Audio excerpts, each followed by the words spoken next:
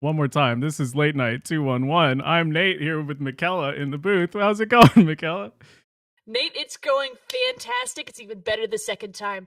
I'm very excited to be here casting Late Night with you. The stars are out, the moon is shining. It is time for some Pokemon cards. Are you ready? Heck yeah. Woo! We have some interesting choices for our decks here, looking at who is going to make it into our top 16. There's 2 Cloths on the board, which I'm a fan of. Ooh, Cloth. Now, for those of us at home who may have forgotten what Cloth did during its very short-lived and undeserved rogue status, what does Cloth do? So it has 2 attacks, but the first one is more important. It's called Unhinged Scissors, and it is 2 colorless to use. It does 20 damage plus 170 if you have a special condition. Or maybe it's 30 plus 160, type. but it ends up being 170 with the double turbo. Yep, and the poison damage. Yeah. Never forget. So you pair it up with the Brute Bonnet from Paradox Rift, I believe. That's correct. Which poisons both active Pokemon if it has a tool, the booster equipped. So you poison your Cloth, and then you hit big damage right away. Pretty cool. I think we're making it out of Paldea with this one. This is an interesting deck that's got a little something for everyone except Terapagos fans because of that fighting type weakness. So you're going to be able to take a 1-shot on a 2-prizer using a 1-prize basic. Good combo. And it often is paired up with the Hisuian Electrode V, which also cares about having statuses on itself, so it works with the poisoning. And that's a grass type, which means that it can hit for weakness on these big dark Terras or Roaring Moons that happen to arrive sometimes. Did somebody say Charizard counter? It's harder now without the curry, but that's true. People are using the super effective glasses now. I'm a fan of curry. True. Like the food, like the actual food that you eat. Yeah, of course. I make a mean curry. I should cook everyone in chat some curry. That'd be delicious. Unfortunately, it's been banned from the format. It was a E-rotated food staple, so it was a little sad because it was printed early as like a promo in Japan, and that's why it had the E, despite being in a later set. Yeah, that's true. I think it came out in Astral Radiance, which is still legal, unless you happen to be a curry enjoyer, in which case, viva la resistance. Out of luck. But yes, we do have the Cloth ready to play, so we're going to jump into that one pretty soon here. But what does the rest of our field look like? Ooh, let's take a quick peek at our metagame and standings. For Late Night 211, it seems that our top cut consists of a pretty good mix of people. We've got no one dominating archetype today. There's looks like 3 Raging Bolt, which is one of our more common options. There is a single Lugia player. So our Lugia believers, you're being represented. There are 3 Charizard Pidgeot. There are 2 Palkia Dust Noir, a Gouging Fire from Japan, all the way from Japan, an Iron Thorns player, and it looks like an Ancient Box player who's been co-streaming for most of these games, so send them a little love as well. And a Pidgeot Control. A little low on turtles. That's right. I don't see any Terapagos. Huh. Let me make it that. Perhaps surprising. It seems like that is what everybody has decided is going to be the deck moving forward. So it's interesting to not see any. Not only that, it was also the most played deck in Swiss. At 25 out of the total 200 or so decks, this was about 10% of the meta share. And it had a pretty good win rate, but couldn't secure the bag. None of them are in top cut. Do you think that's because maybe people are holding on to their secret Terapagos lists? Or maybe could it just be that Terapagos players just weren't interested in this wave of Late Night and they'll come in later in the evening? Even later in the Late Night. Of course, Louisville coming up very, very soon, so people may be playing the cards close to the chest. We're jumping into Svat here, the Cloth Gamer, as we have mentioned. He's currently undefeated, 8-0-1. Ooh, that's our only undefeated player, I do believe. Up against... Let's see. Atomic Andrew Gantner playing Raging Bolt. All right, Bolt versus Cloth. This should be good. Bolt doesn't have that kind of dark weakness that Terapagos does, so how are you going to get to 240? Let's see. Well, based on the addition of the Binding Mochi, I think you can reach it just barely. I think so too, especially when you take into account if you can poison both Pokemon. Although Raging Bolt is an ancient Pokemon, so it can equip the charm that prevents status conditions. And the extra 60 HP would not be helpful either. That's kind of been a discussion lately too. Is are people going to throw in the bravery charms into their Raging Bolts again with the with Terrapagos running around hitting around 240 pretty easily? And this Raging Bolt list does play one copy of that Bravery Charm. And Bravery Charm has a lot of uses in general, not just for fixing the Terrapagos matchup, but getting some of those big HP ranges just a little bit too far to reach, or making sure your Squawkabilly can't be knocked out, or putting an Ogerpon up to 210, or from 210 to 260 to prevent some kind of Dragapult play. So it's definitely a card that still has a lot of utility. I just don't know if that's going to be enough for this particular matchup. I think it will help. The charm definitely helps a lot of the math. Cloth typically hits like just barely enough damage, so anything that could add a little bit onto that total will help a lot. Spot did. Yeah, definitely nothing to sneeze at. I assume win the coin flip here. Both these decks typically want to go second for that turn one attack potential. But it seems like Gartner here is getting a pretty good setup. Has the Squawkabilly for a new hand, has Raging Bolt with 1 energy on it. We'll see what the 6 cards drew here were. Could be anything. Most likely some... Ooh, that's a pass. That's much. Not what I expected. No.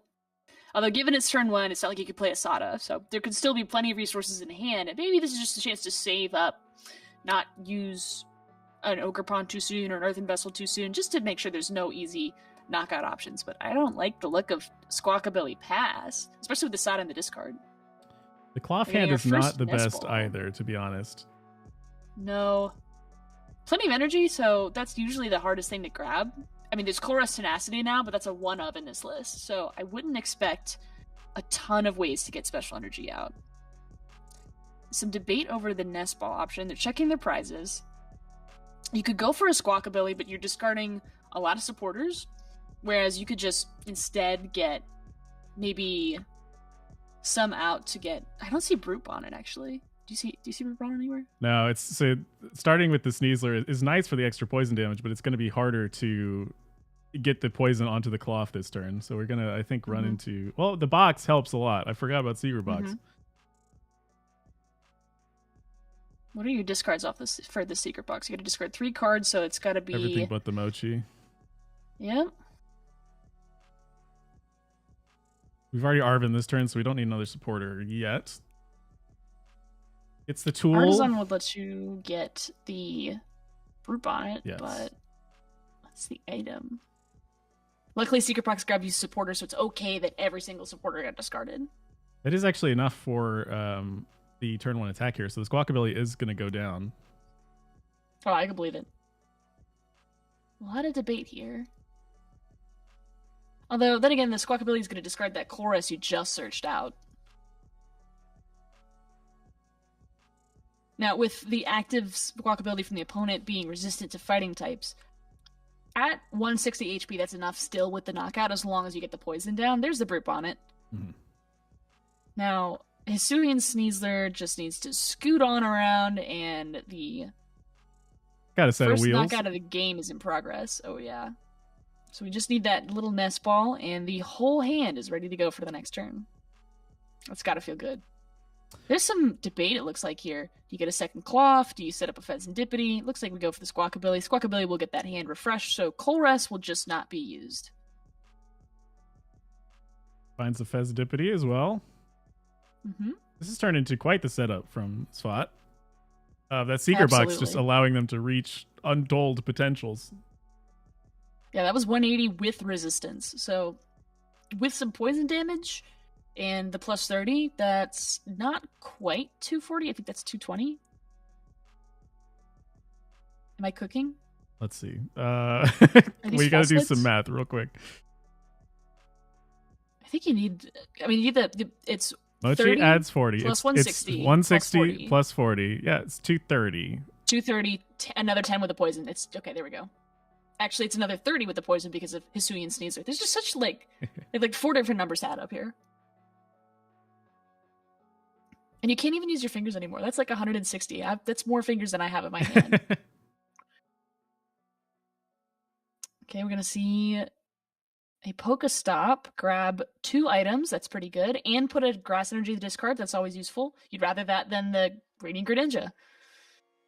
Are we going to get an attack off, though? I mean, the hand is pretty large. There's Sada. There's a Lightning. Yeah, I don't like the look of that empty bench. you assume that the cloth is going to go down here, I think, if you're on Spot's side, which you're like, okay with because you're trading 2 for 1 prizes. And there's a Cloth in the hand. And with Caesar having free retreat thanks to a skateboard, all you do is drop Cloth, find that energy no matter what, and between the Iono, the Luminion, and the Pheasantipity, I like those odds. Now is when it would be nicer. Be would have been nicer to have the Colress still in the deck because you could just Luminion for Colress. Well, if you'd gone, hypothetically, I'm thinking that too, but if you'd gone for that play, then there'd be no Pheasantipity on board. You'd have 1 card in hand and no way to draw more. Well, you could have just not searched it from the box, right? Just leave it in deck. Correct. And just don't take a supporter. Yeah, I mean, you could have thinned the deck maybe, but I see where you're going with this. I mean, the Colress Tenacity play is kind of awkward to be stepping over, but if you weren't planning on using it, I guess it's passable. Because the deck is at 31 cards, and you have so many ways to search for more out of that deck, it's not as concerning as it might have otherwise been. Now, Gantner getting more set up. It's the first Ogre Pawn on the bench. Another Nest Ball here for perhaps a second one. Or a second Raging Bolt. You might need another Bolt, especially if it's already in 1-hit KO range without the Bravery Charm down, and it's only a 1 of, so you're going to need to use it sparingly. You're already behind 2. With Cloth being a 1-prizer, that's even fewer turns you have to turn it all around. You have 8 cards in hand as well. Usually that's quite good for a Raging Bolt player. You're able to either search out a Radiant Greninja, or you're able to drop like 2 Pokegear and grab a Sada. The more cards that Raging Bolt player has in hand, the more threatening they are, because that deck just draws cards out of nowhere. Like, you Iono them to 2, you shouldn't have even bothered. Like, it's not worth it. They're just going to get 6 more off of 2 Tail Dances, 3 from the supporter, another 7 randomly just because they felt like it. You know, it's just kind of how Raging Bolt operates. Ganner does find the Bravery Charm now, so this Raging Bolt probably is going to stick around at least a turn, which is very nice. That's good. Do you see any Lost Vacuums? I don't personally see any Lost Vacuums. Nope. Vacuumless. The charm's taken. Raging Bolt is going to be brave until it's knocked out. Mm-hmm. Although there's plenty of gust effects. I think there's at least 3 bosses orders. So it may not matter. If you can just target down these Ogre Pawns instead, which are a little easier to knock out. Correct. 2 of those in the game is sealed, so you just need 2 bosses orders and to set up 2 Cloth. Again, the energy is going to be the harder part to find here. We'll see what Spot can do on this turn. Correct. If you get 2 down, this game might actually be cooked completely. But let's see, because the Forest Seal Stone is still in play, hasn't been used, Luminion hasn't been dropped. So there's a lot of ways to get that very last gust effect you need to win the game this way. But if there's a single turn where you have to attack into the Raging Bolt, that's one more chance that Atomic Gantner has to claw their way back. Claw against the cloth? I don't know. It's claws all the way down. So we might see. Sorry, it's October. We haven't hit the Tim Burton era yet. Might see the Forest Sealstone coming from the town store this turn, which would guarantee an attack into the Ogre Pawn if we wanted to. But that is then spending our V-Star power for that and hoping we can draw into the other cloth and energy pretty quickly, which will be a little tougher, but if that's the play we go for. Going for the Arven seems interesting here. Okay, they're going for the boss. I mean, they didn't Pheasantipity yet, so I'm wondering what they're hoping to draw off the Pheasantipity, and I assume it's got to be the double turbo. Because if you can get the double turbo off the Pheasantipity, which you couldn't have gotten off the Luminion, so Luminion thins your deck a little, then you use the Pheasantipity, you could get the DTE and move on. Looks like they were going to Star Alchemy before flipping the script. Interesting. What do you think the logic is there? Not sure, because the pieces that you're hoping to draw with the Pheasantipity are this double turbo anyway. And you can I always mean, search for the piece yeah. afterwards if you draw into it. I don't know, it's a little odd. You didn't forget about it. The Toxic Powder is going to poison both, and the Scissors is going to take out this first Teal Mask Ogerpon for another 2 prizes. Oh, yeah. And there's a boss in hand. Peacharunt, Cobalion. Peacharunt could also... Is it Pekarunt, Peacharunt? How have you been saying Not it? sure. I think Pecharunt is what I've said, but Yeah. it's worth checking on the trivia page. This is like pecan. This is my southern accent coming through. But pink berry runt Pokemon could be an interesting way to get a one-hit KO onto that Raging Bolt in a sort of convenient way where you deal the damage, you wait to get knocked out, and then you promote the Pecharunt and then get the rest of the knockout that way. Mm-hmm.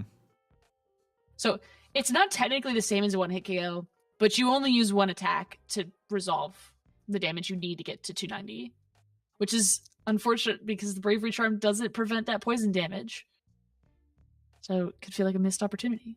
There's a Judge that'll shuffle the hand back up, especially with a deck that size. Oh yeah, that Iono is not going to draw you more cards.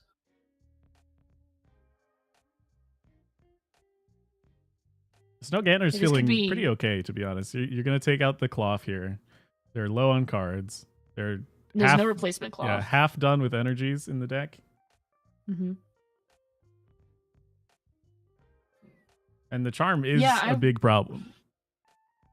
Absolutely. And that Charm is going to take more than just a Pecharunt to get rid of, because if you drop that down, there's no more bench space for your next Cloth.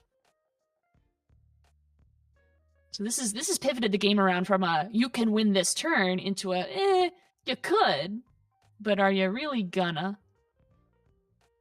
Because you can't Iono Ant Boss, and Iono's really your only draw outs other than using the Pheasantipity. So Belling Thunder is going to take out the second Cloth here. Now Spot needs to...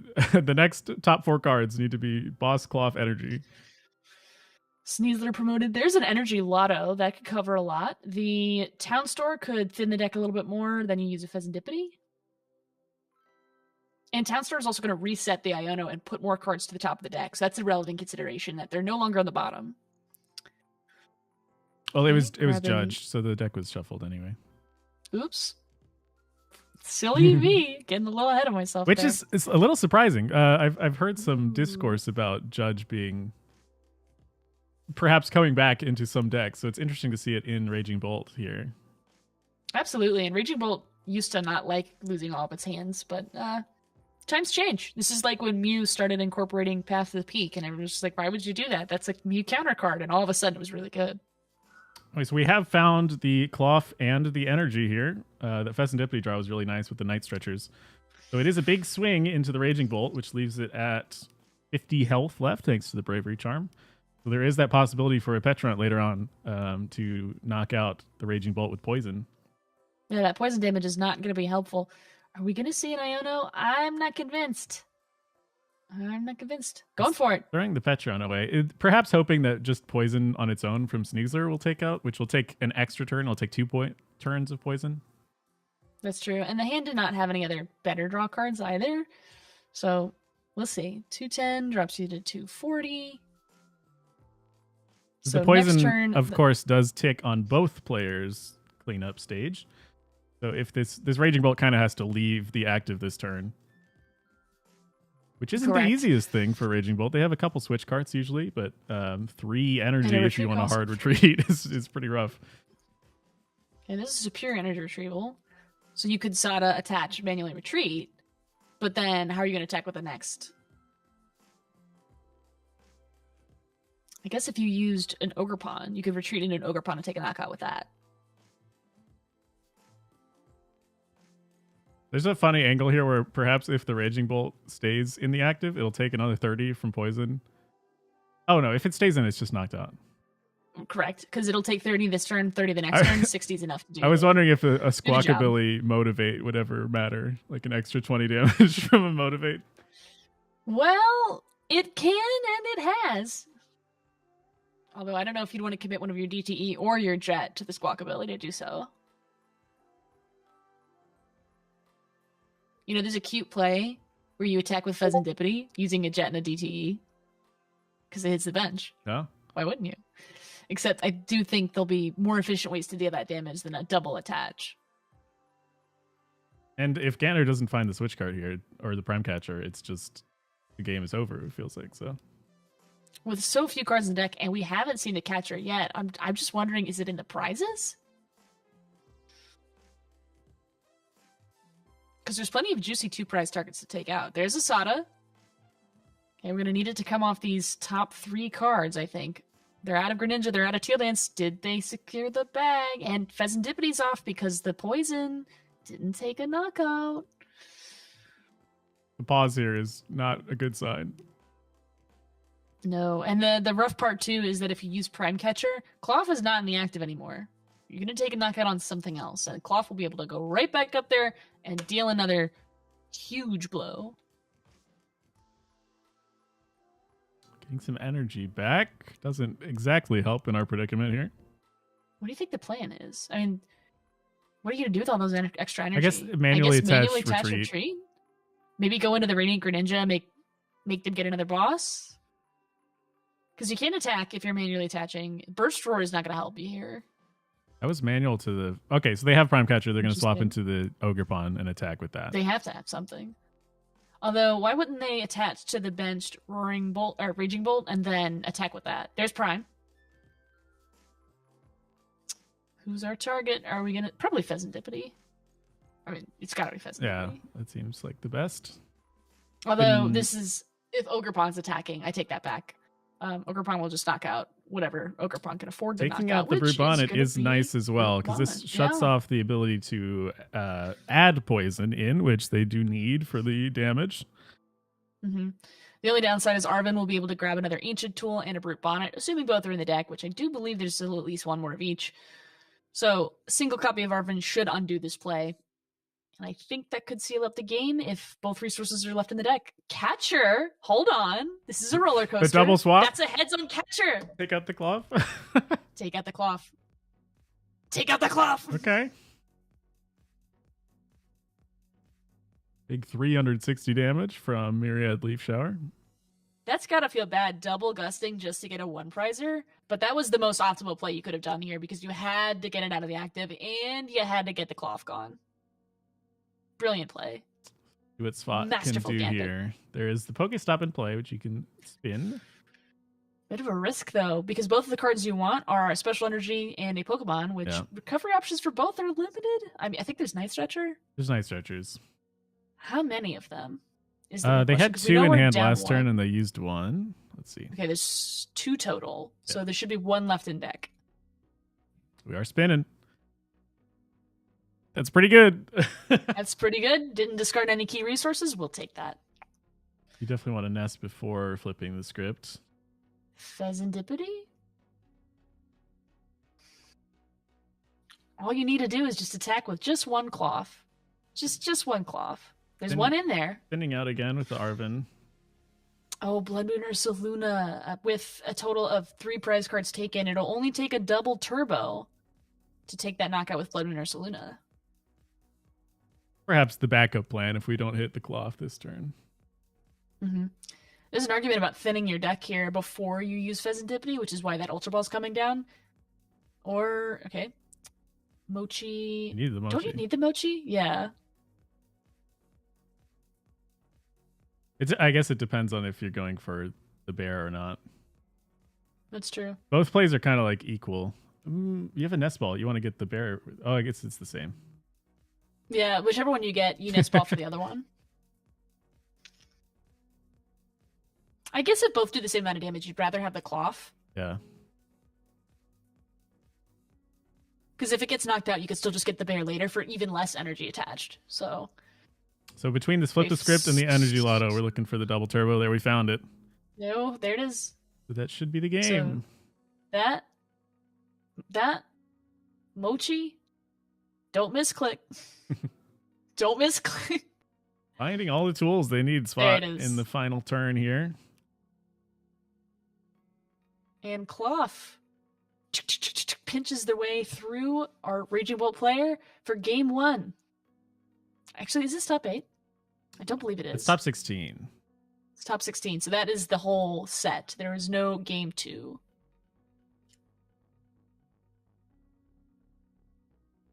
All right, Clough moving on. Still undefeated. Clough from still undefeated. You know Pretty what I was wild. gonna say.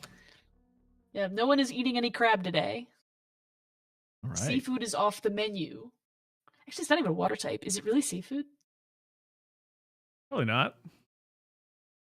I mean, I see food and I eat it, but I don't think it's the same thing. I mean, you can canonically eat cloth, right? Like it's imitation cloth. Imitation Paldea? Clough. Sure. Yeah, There's other crabs too. There's other crab Pokemon. It's not the first. that's true. They are There's playing again, Krabby. so we're gonna jump back in. Actually,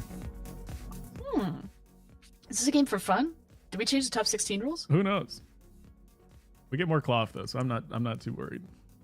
I must be half falling asleep here because it's late night 211, the EU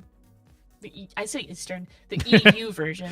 My goodness, it's east of over us. for me, It's dog. east of us. It is east of us, but I don't believe it's in the Eastern time zone, which is where I am. Starting the Clough here is a little bit better. It was kind of nice to get bailed out by the rescue board last game. Mm-hmm. Starting the Sneasler is And not that's an exactly opening what you hand. want. Yeah, you don't really want to go first either, but, you know, game 2. And you could live with going first. Especially as a one-prize attacker. Oh, yeah. Is this hand just absolutely the greatest possible Clough starting hand? I mean, look at this. It's pretty good. This is nonsense. You have a V Seal Star Stone. Forest Seal Stone, excuse me. A Forest Seal Stone with the V Star ability, so you can search for whatever you want. You have the Brute Bonnet and the double turbo and the Ancient and the Clough. I mean, it's not like you're using a supporter. Yeah, attaching the energy is a little scary here for me. Yeah, I mean it's turn 1 going first. What are you searching for this early? I guess the Squawk ability. Sure. Yeah, clear that hand up. I suppose if we're playing the Squawk ability here, then this makes sense. Yeah. A Raging Bolt it's so easy for Raging Bolt to get a knockout the first turn. You're perhaps assuming that your Clough is not sticking around. And they only need 2 energy to knock out that Clough either. Actually, less if you start counting. No, it's still 2, even with the poison damage, because you just it. By the time 2 turns have elapsed, you've got 100 damage left, and it's not 70, so it'll still be 2 energy. But 2 energy is not a hard ask of a Raging Bull player. That's a single Teal Dance from 2 Overpawn, or just the regular energy you attach just to attack. And we're And starting the Squawk Squawkabilly ability already. Yeah. I mean, you still have to get it out of the active, but what are you going to do? Motivate? Motivate plus poison. Eventually the Clough will go down. Secret box and research in hand. Can this opening hand for Clough be any better? I mean, actually, I don't think it could be any better. Yeah, you pretty much have everything you want. Maybe a town store would be like the cherry on top, but Absolutely. I'm sure we'll see one as soon as a Pokestop comes down. Just instant. It'll just be top deck or something. and again, Gantner's kind of waiting here, which is not a good sign. A lot of thought. Catcher. Catcher and Hope. Okay, it does hit. Heads? You get the Brute Bonnet here. We've had active. 2 heads. Oh, yeah, absolutely. Get that out of there. It has 3 retreat cost as well. Mm-hmm. And an attack that I will mean- never happen. Getting greedy does not benefit you by trying to take 2 prizes here.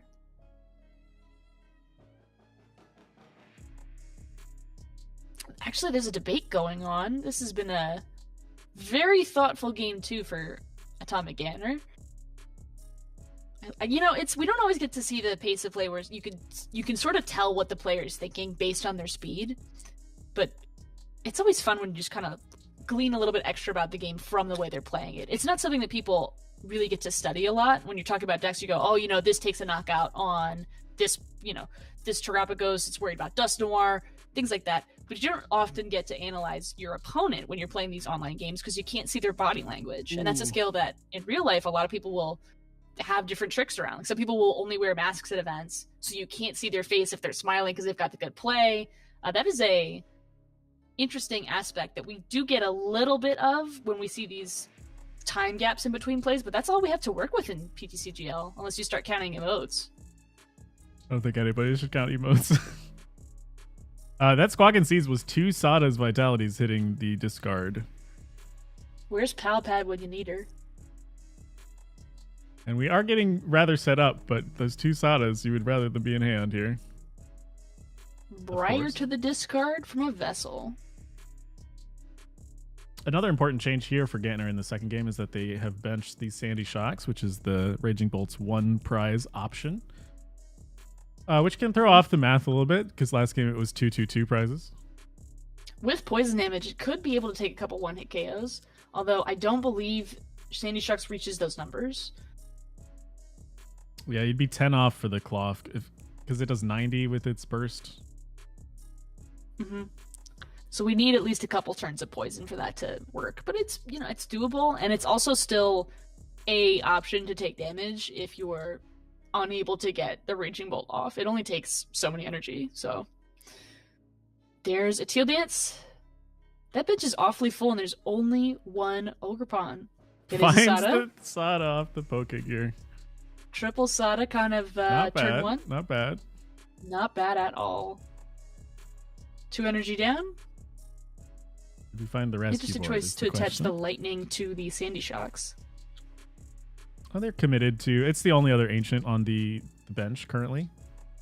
Oh, right, but like the thought process is: do you put the fighting energy on the Raging Bolt, or do you put the fighting energy on the attacker that requires the fighting energy? Because the electric could do better on the bolt, but if you have a scenario where you only have electric type energy in your hand, and you go, well, yeah, I want to attack with bolt, I gotta do it this way for sequencing reasons, or maybe they have only fighting energy, and they go, well, if I put it on the Sandy Shocks, I'll be able to get out, attack with that, and carry on with my day. Okay, there's a lightning energy. Manual, that means we are not seeing an attack this turn from a Raging Bolt. No. And that's why it's like, why didn't you put the fighting energy on the Sandy Shocks? Because then you could have attacked with it there. But you do have to pick that before you draw, I believe. So. Yes. Hoping to draw into one of the switch out options for a Raging Bolt attack this turn, but missing it now feels pretty bad because this rescue board on the Squawk ability means we can freely retreat into whatever attacker we want on the Cloth side. Absolutely. And no Burst Roar either. All right. Never good to just kind of pass a turn as Raging Bolt. You really want to have either your deck thinning or something going. You want to simmer and stir the pot a little bit. But it's okay. You can come back from one attack for sure. As we saw last game, it's not instant loss from Cloth. You still have ways to deprive them of energy, deprive them of late game cards, and have them sort of stuck if they don't draw out of it. Of course, we have the Secret Box, so we will draw out of it. Yeah, but do we even need to draw anything other than to thin the deck? See what we're looking for here. A lot of Pokemon going in that discard, although with the Night Stretcher in hand, that's not so big a deal as it used to be. Iono to hand. Iono not to hand, Colress to hand. Remember that last game about discarding the Colress? Maybe that perhaps has the Sneasler is prized here. We're needing the Hisuian Heavy Ball. Unfortunate. Although that'll still be able to take the KO on the Sandy Shocks. Although that's a 7th prize if you don't get Radiant Greninja, so it's not exactly super relevant. Yeah, I was gonna say this is kind of if you are missing an attack, this is the ideal Pokemon to promote for the Raging Bolt side. Because you want to wait around until you can take the first 2 prize knockout generally. There's that Sneasler. Shout out to Hisuian Heavy Ball. The Hisuian Heavy Ball getting the Hisuian Sneasler feels right. That's true. Although I don't think Sneasler is actually that heavy of a Pokemon, so lore-wise, maybe it's all they had. It's all they had back then. They had to invent the Heavy Ball. Okay. Back when I was coming up, we only had Hisuian and Sneasler. They had rocks, and they made a Pokeball from it. With the boss's energy or boss's orders, we do get the knockout on the Raging Bolt here. And now it's not looking too good for Gantner. That's devastating because there's no Raging Bolt in the wings. 3 Sada are in the discard. It's not a good day to be Raging Bolt. And Oh, again, you could take knockouts with the Ogre so a slightly unintuitive thing here is that the poison was the knockout on the Raging Bolt, which means Pheasantipity's flipping the script is not active because the Pokemon was not knocked out on that last turn. It was in the damage cleanup stage in between. So you can't flip the script here. Once again, Cloth being devastating. Yeah, one of the only answers to Pheasantipity, which a lot of people were expressing some, doubts about. It feels bad to Iono to 1 when they can just draw 7 cards off of various things. But now they can't. That makes some people very crabby. I think Ganner's feeling a little crabby right now. Oh, absolutely. There's a lot of crabs going around. There is a fighting energy on the Sandy Socks. This will be a knockout with the magnetic burst. And we get the judge down, which is good as well. Okay. Make it harder for a follow-up attack here. Arven, Night Stretcher, Binding Mochi, Town Store. Town Store should be able to grab any tools you need, although for the most part this board has got all the tools it wants. And the issue is getting energy. Ain't it always? That's always. Although Arven could grab an energy lotto. I'm such a cloth believer right now. I'm so cloth coated. I love cloth. I'm so happy. Ooh, knockout. And hey, speaking of poison damage, Pheasantipity is offline. Yep, just eating a bench space for both players, not being any use to anyone. Nope. Although Night Stretcher can grab the cloth, so the real question is, will they get the double turbo? I'm gonna thin the deck a little. There's an option to knock out with the Electrode, Hisuian Electrode V, which leaves a 2-prizer in the active, which is not the best, but that is a fine backup plan. It certainly does work. Although not having the Binding Mochi on the 2-prizer is kind of unfortunate. But you're not getting 2 special conditions on it anyway, so it's not like it's going to take a knockout on the Raging Bolt. Nest Ball. Surprised that wasn't a energy lotto. I think you're right. I think this is going to be a Hisuian Electrode play. And Ganner does not have a Raging Bolt to promote here, so it is a little bit harder. Perhaps they're going for another Ogerpon attack. But that's not going to be enough yet to knock out this Electrode V. So this Tantrum Blast is a free attack that does 100 damage per special condition. So with it's 100 weakness with 200? Yeah. Yeah. Caesar would have done the job without weakness, but oops. That does mean there's a script waiting to be flipped now. Will it? Will they flip it?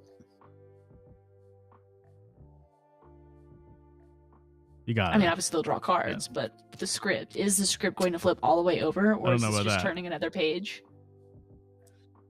Town Store. I love the Town Store artwork. It looks like Earthbound. What a good card. I'm kind of shocked that combo doesn't see more play. The Forest Seal Stone Town Store combination of just computer search out whatever card you want in the game. It's quite fantastic. But there's just not as many tool cards in play to make it worth running for other reasons, so. It might come back a little bit with the with Area 0 running around, where you need some more stadium bumps, and decks might see that as a reason to run a Town Store if they have those tools that they need to search out. Real and true. There's that script. 3 more cards, 9 cards in hand, but we need to find a lot here. So with 1 Sada at best left in deck, I don't expect to see Raging Bolt attack here, which is not ideal because it's your best attacker. It's got the most HP. Okay, there's 1. The hope is alive. It is. Just need to get another Sada. There's the 4th Sada. Never punished. Never punished. You can only really attach 1 energy, but that's not the problem. The problem is that you have to, get it into the active and attack with it without discarding all of your grass energy. Finds the Vessel. Vessel? That's good. Iron Bundle going to the discard could be relevant. This will be enough for the attack here. And you do have a Bravery Charm in hand, so you're not leaving a free knockout for your opponent. Correct. Although if it requires discarding, it's only one retreat. Energy. It's only one retreat for the Ogre Pawn. Yeah, but there's no Sada left, so you have to keep an energy on that Raging Bolt, or else. I keep trying to call it Roaring Moon, and it's obviously not a Roaring Moon. Roaring Bolt, Raging Moon. No. Rock and roll, Roaring Crispin Bolt in the deck Moon. is interesting. Crispin to attach that extra energy? Oh, yeah. I see the vision. It's almost, I don't know. Feels like a worse Sada. It's like 4.5 Sadas, I guess. Yeah, we'll take those. At this point, with 4 Sada down, you're happy to have anything. There's a Teal Dance. That hand size is rather large. It's larger than the remaining deck amount. There's a catcher. Heads again. 3 Never for 3. fails. 3 for 3 so far. Unbelievable. That's fantastic. Do you think the coin is just better on Atomic Antner's side of the field? If you're lucky, you got 8 bosses, you know? Skill issue. Skill issue. There's Cloth. There's the Bravery Charm on the Ogre Pawn. That's interesting. 260 is still slightly out of reach, so... Correct. This lets Gantner keep attacking on continual turns easier. I Very like it. true, especially with so many resources down. Palpad back in 1 Sada and 1 Judge. I don't actually dislike that. I think the Judge is going to be pretty crucial to shuffling your opponent's otherwise unstoppable hand into the far too large deck to handle the Judge mathematically. So I don't think that was a bad play. Even though there's so few Sada left, I could see it. So Myriad Cloth Leaf is Shower gone. taking out the Cloth. Okay, Gantner's prize map from here. Talk me through it. There's 4 prizes left, but most of the things that your opponent's going to promote will be 1 prizers. Mm-hmm. We have Prime Catcher still, so that's 2 prizes. And then we haven't used bosses yet. Maybe, I'm not sure. You're hoping to go 2-2, of course, in a perfect world. I think we've had at least 2 catcher. Yeah. There's 1 boss, so as long as it's not prized. It's a little tricky still. That was all of the catcher. There's only 2 catcher in this list. Wow, I could have fooled me.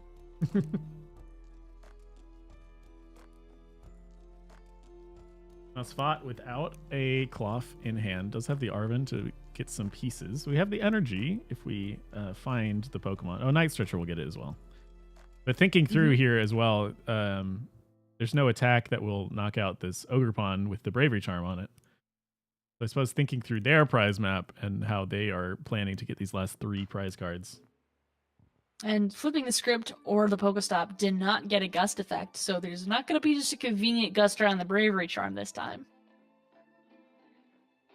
Shoes? Do you want the Iono? I guess you want the Iono.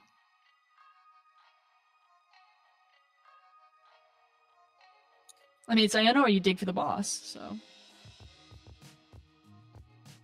Ultra Ball, Cobalion. Don't discard the double turbo, what are you doing? You have 2. I don't know. Ooh, there's a lot of debate happening here. Luminion for the boss? No, you can't. You have to put down a Cloth. Yeah. That's rough.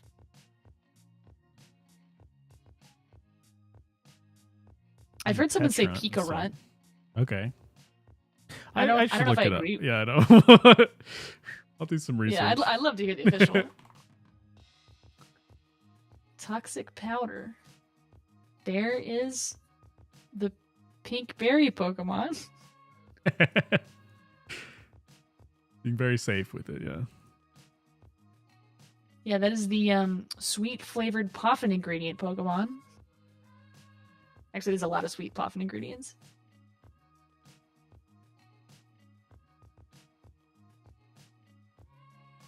Okay, and a pass with 80 poison damage. Certainly not bad. I mean, 80 damage for not being able to attack. We That take sets those. up the cloth on a future turn to be able to take the knockout as well. So Correct. And rather than attacking with Electrode, you've put up a 1 prize probability, which is easier for your math and win rate. yeah. Although there's no easy retreat on the Petrarunt, you will be able to jet energy to get around it.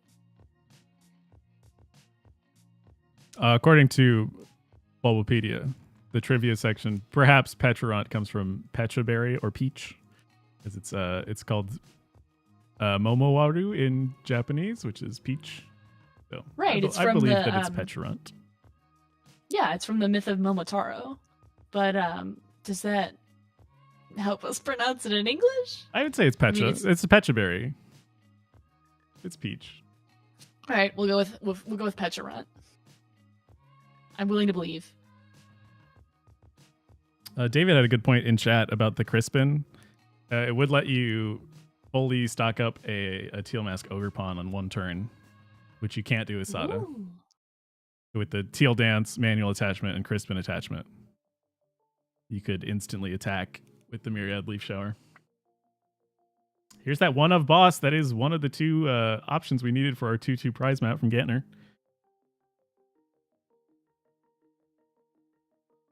Okay, someone in chat wanted to know what type of mic I'm using. This is a Fi-Fi microphone, although the real hero here is Nate, our co-caster, who is a audio wizard and has made it sound even better. Thank you, Nate. We do what we can. And what you can is, in fact, sorcery. Speaking of sorcery, there's a boss's orders coming down, peeking out an ideal target for this Ogerpon. Yeah, it's a little scary here because we do need to swap out the Ogerpon here. Mm-hmm. Switch card.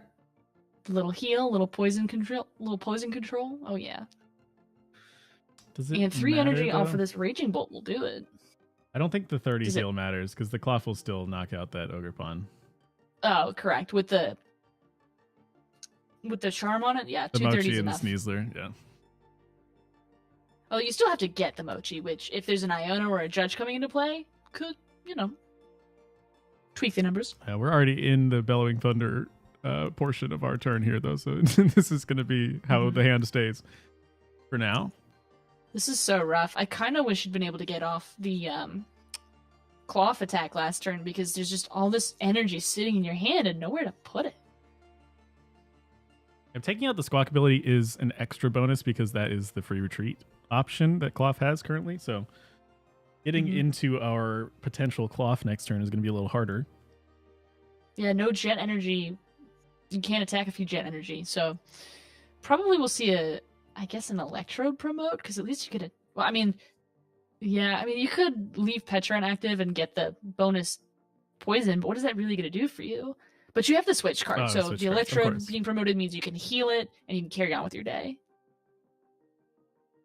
Back in the day, the Cloth deck ran Mew as our free option, but the rescue board helping out a lot. Mm-hmm. And Mew EX is not a bad card either. I mean, it still has a place in decks like this, but considering the way the hand sizes have worked out to be just completely massive, restart the ability on Mew EX. It's not really going to do a lot for you here. You're not getting Ionode. And even if you are, you just flip the script about it. There's the bear. Okay, attacking with the bear here is going to make it harder for Gantner to get a return KO. Ooh, I don't know if I like this because the bear is a 2-price Pokemon, and there's still a Sada left in deck. Knock out that bear, and all of a sudden, well, you have the tools. Yeah, you'd need to Iono and then knock out the bear, which is harder. Mm-hmm. Because there's only 2 prices left on Gantner's side. Oh, that's true. Okay, but you do still need enough attackers. Ogerpon won't be able to do it. It's got to be Raging Bolt, and there's so few resources to get that Raging Bolt online that I can see why they went for this move. But it just makes me a little bit suspicious. Yeah, the Cloth attack was available as well. They have it in hand. Are they holding it? Yeah, they must. You're just gonna get Ionode.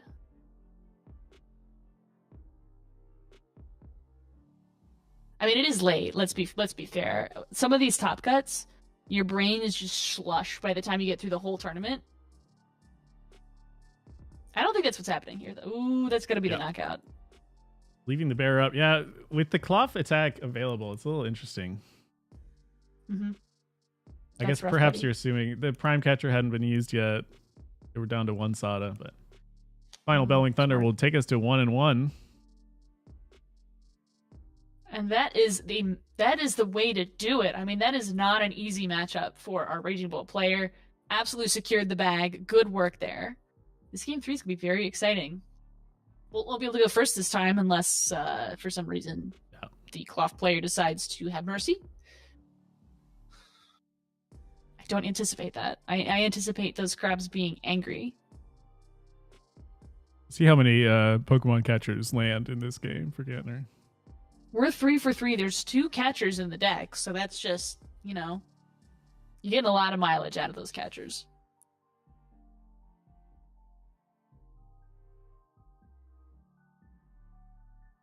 This is important. This is critical. Heads or tails? I always choose tails. Well, that was tails, but what do you pick? I pick tails usually. You pick tails? Tails never fails? Chat, what do you choose?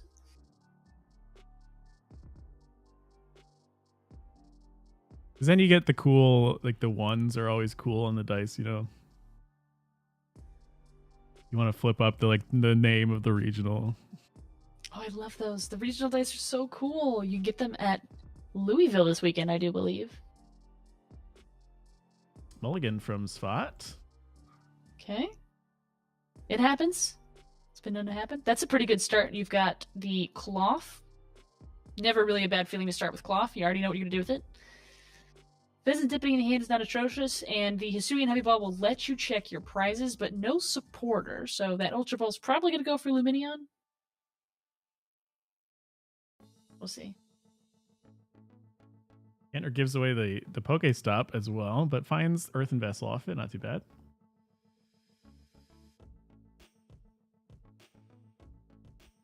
One Ogerpon in the discard. Probably not a problem. How many are we running on Gantner's side? I think at least it's 3. 4. Okay.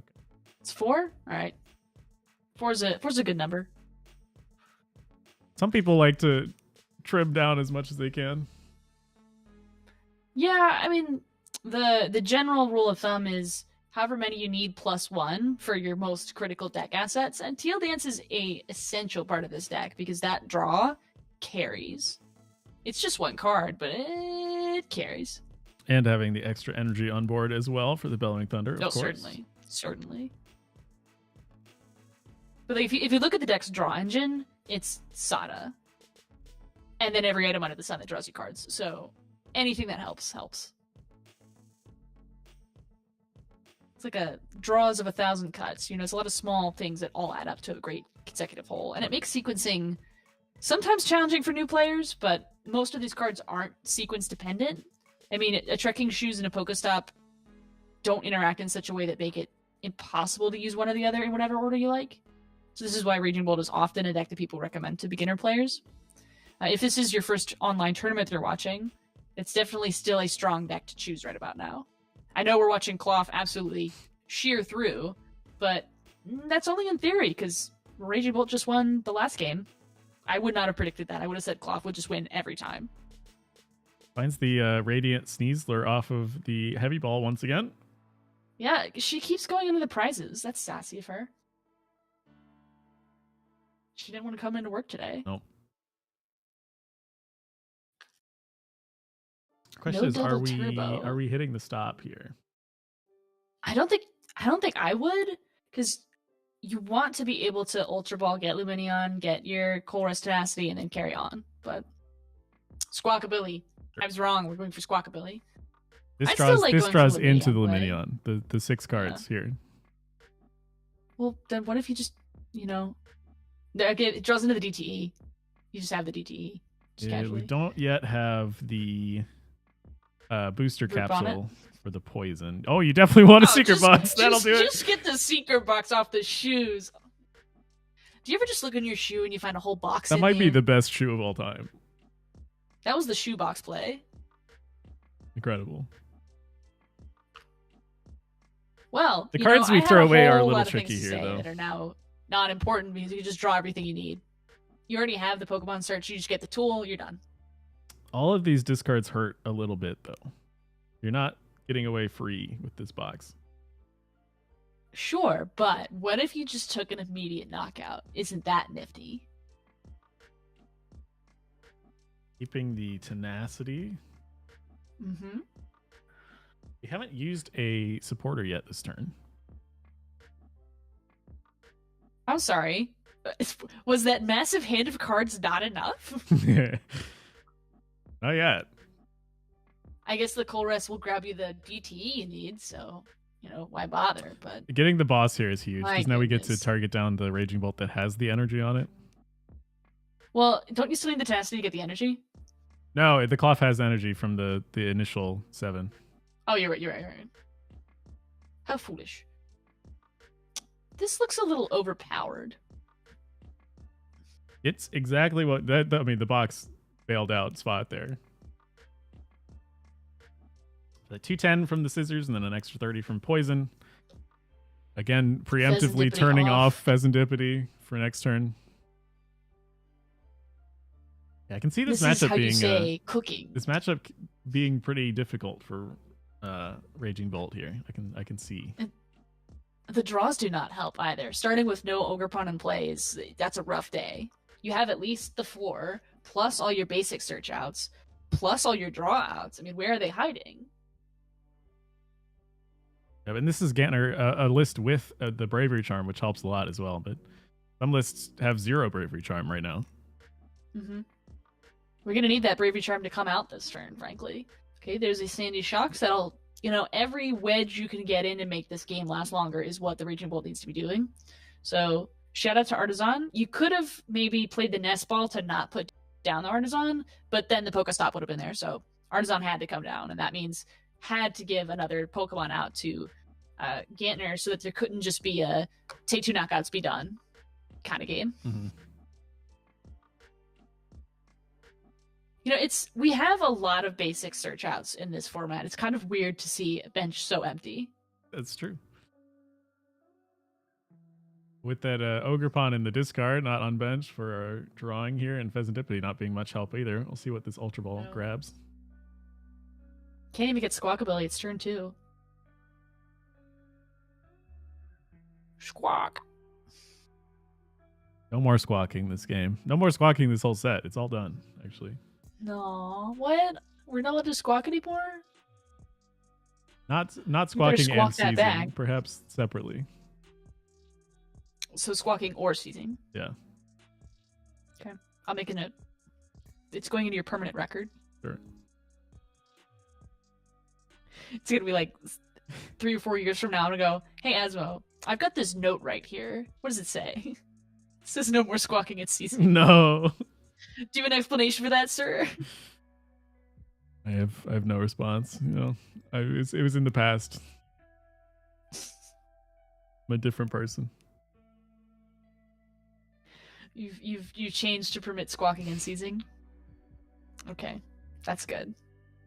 Here's Crispin. The one of Crispin. That's a good art. That's just a good concept for a character at all. I mean, like, you get this Pokemon Chef, right? Who's a fire type, enthusiast. I'm shocked we haven't had those before. Mm-hmm. It just goes hand in hand. There have been chefs that you've fought before. Yeah, but not have an they important been fire one. type, which makes sense because they're cooking.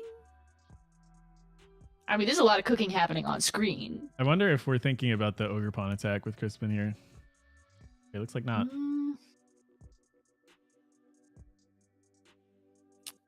Nope. The ordering of that in live is a little odd. How the one goes to hand first, and then you attach the other one from the deck, rather than being together. Oh well. It was not the Crispus interaction. It was the Crispin interaction.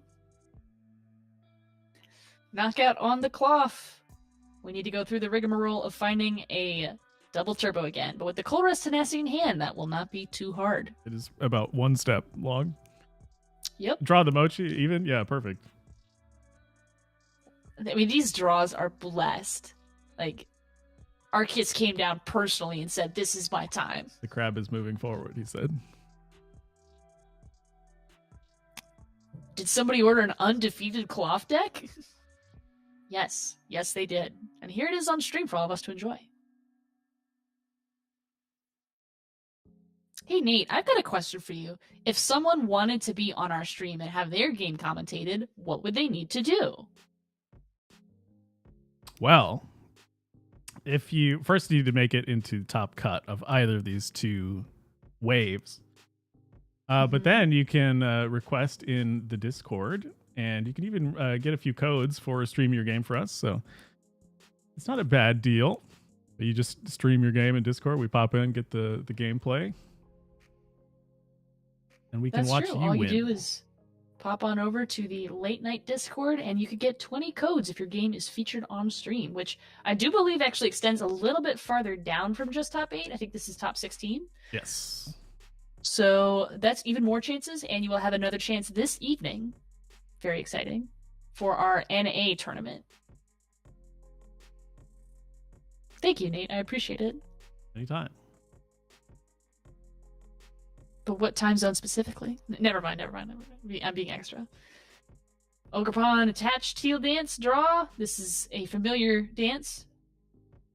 There's another one. You know, with not having Foresight in the discard this time, it should be somewhat easier to make this Raging Bull play happen. There's a Pokegear. Hoping for a Sada. I don't see one. It missed. Did it? Yeah, I guess it did. Aww, that's a bummer.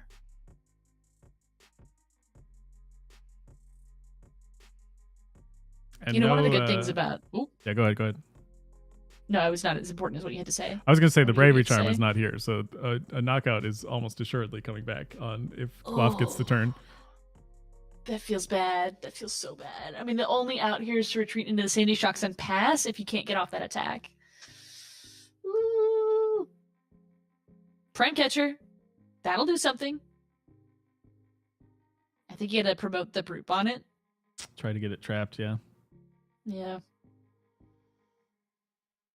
And despite having a card... Even with the trapping, the poison... Slur. Okay. Going after the free retreat again. Interesting. Oh, they forgot that Sandy Shocks doesn't hit for weakness. Oh, no. Oh, that's rough. Okay. Yeah. Yeah, you gotta hit the concede button for that. That is spot. 2-1. Moving on. It's a pretty rough matchup. That was especially relevant. Oh, goodness. Yeah, our crab continues undefeated. I'm making claw gestures with my hands. Yeah. I'm a cloth believer now. Everybody should be.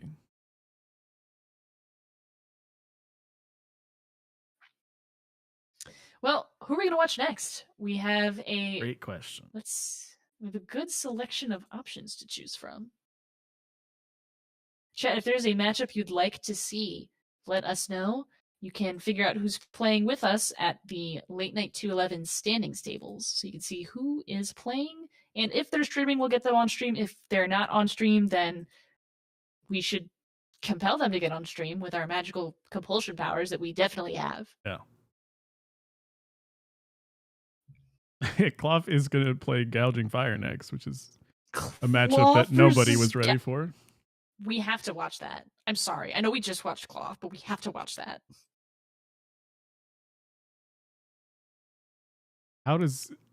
Who knows what's going on in that matchup? I mean, technology that we've never seen is going to occur in that matchup.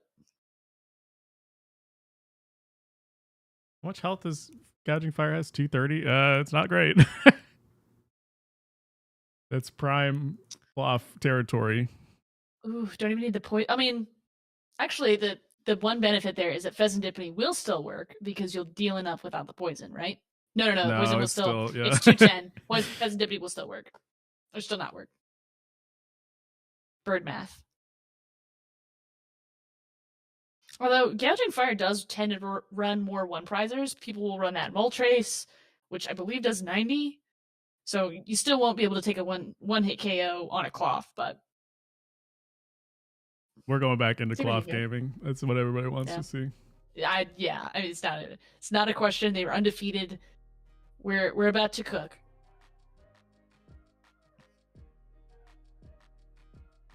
And Cloth doing this well despite the lack of turtles is a little interesting as well. Yeah, that was supposed to be like the whole reason, but turns out in a format full of large basics. Maybe there's some benefits. Yeah. Yeah. This Cloth version, to Louisville. Do you think you would? Version doesn't even have the super effective glasses that some people run to try to one hit knock out the Charizard EX. Mm-hmm. Charizard's still seeing play. There's 3 of them at least in our top 16. So, while we're waiting for them to get this game going, let's see who else is in our top 8. It's a good mix of decks. Wow, there's this Cloth Gouging Fire matchup. There's an Ancient Box versus Iron Thorns, a Charizard versus Raging Bolt, and a Pidgeot Control versus Charizard. So Charizard stonks are up, but not as high up as Cloth stocks. Cloth stocks are through the roof. Oh, yeah. There were 4 Cloth decks in this tournament. And here's one in top 8, undefeated. And 2 on stream, if you can believe that they're the same person. I am interested to see what this Gouging Fire deck has cooked up here. This is Supoke from Japan playing the Gouging Fire. I believe we've seen this name in Top Cuts before. Let's see what this list looks like. Are you seeing this list? Yes. What? Pretty cool. What? I'm sorry, what? So I thought this was a normal Gouging Fire list. It is not. There is a Ogerpon EX Hearthflame Mask. That's the fire one. There's also a copy of Walking Wake EX and 2 Water Energy. What do you think that's about? Trying to get more value out of the 4 Sada's Vitalities, I suppose.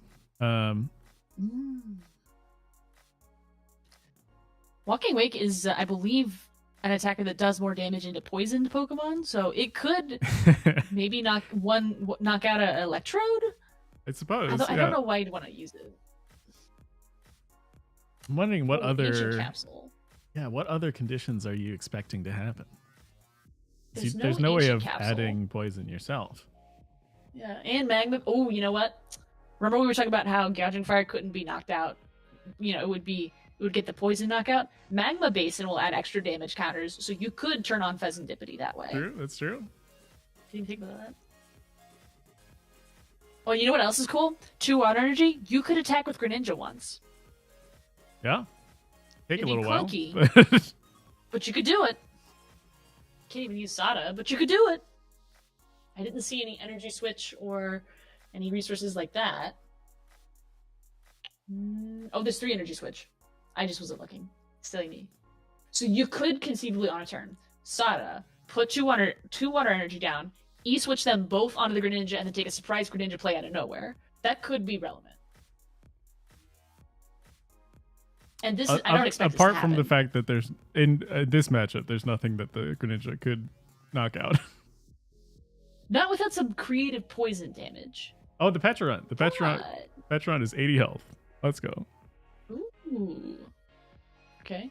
And not that this is relevant, but the Tatsugiri, I believe its attack is a fire and a water, but it's like 30 or something like that. Very low. Not worth it.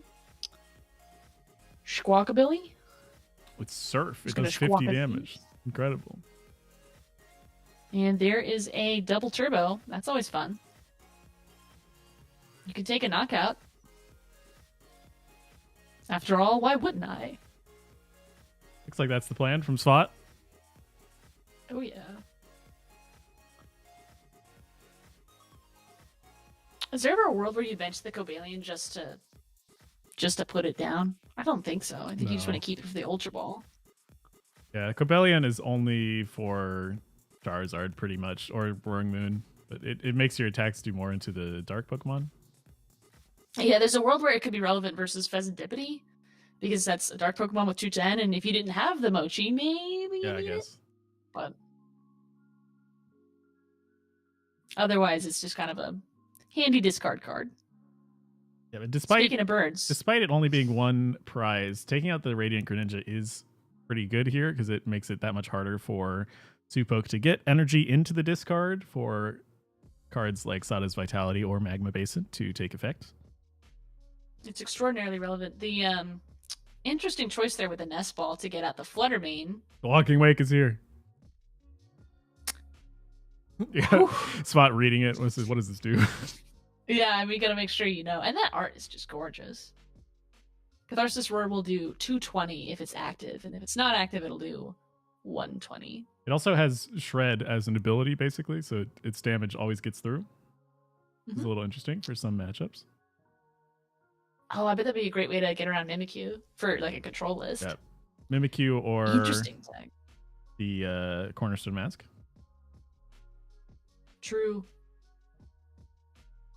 And it's not the water type Cornerstone Mask, it's the fire one that very rarely sees play. It can do 280 with its second attack. It can, but doesn't. I guess with Magma Basin, yeah, it kind of does.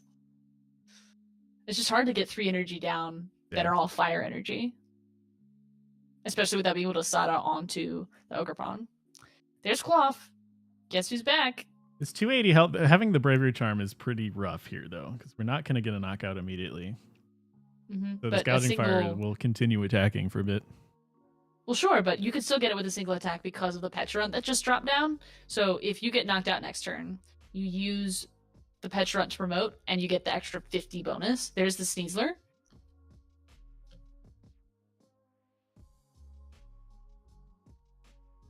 It's good stuff.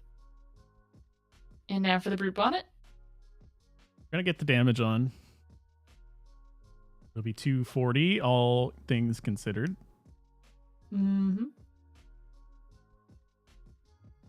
So if that Gouging Fire does not get out of the active, it will probably be knocked out before the next attack. Thanks to Pecharunt. Earthen Vessel. Are we going for the Walking Wake? Nope, that's only 1 fire energy. It's not the other water. There's also a lot of Jet energy. There's the first Magma Basin to start getting this Gouging Fire on the bench powered up. It's interesting we saw Raging Bolt, and now we have the 2 other ones this game. The whole squad. Oh yeah, squad up. I think Supok is planning to attack with this Walking Wake eventually. Well, it's that or some kind of E-switch play, but I do think it's going to be an attack. Because it does just enough to knock out a Cloth. And if you poison it, it gets stronger, so... You could that's do twice its health in one attack. Okay, we got a retreat. We get a double retreat. That we will. And this will clear away the Pecharunt problem. Boss's orders. Ooh, there won't be any poisoning here. Now, Gouging Fire needs to repeatedly retreat. We have the information that there's a Night Stretcher and a Town Store in hand, but...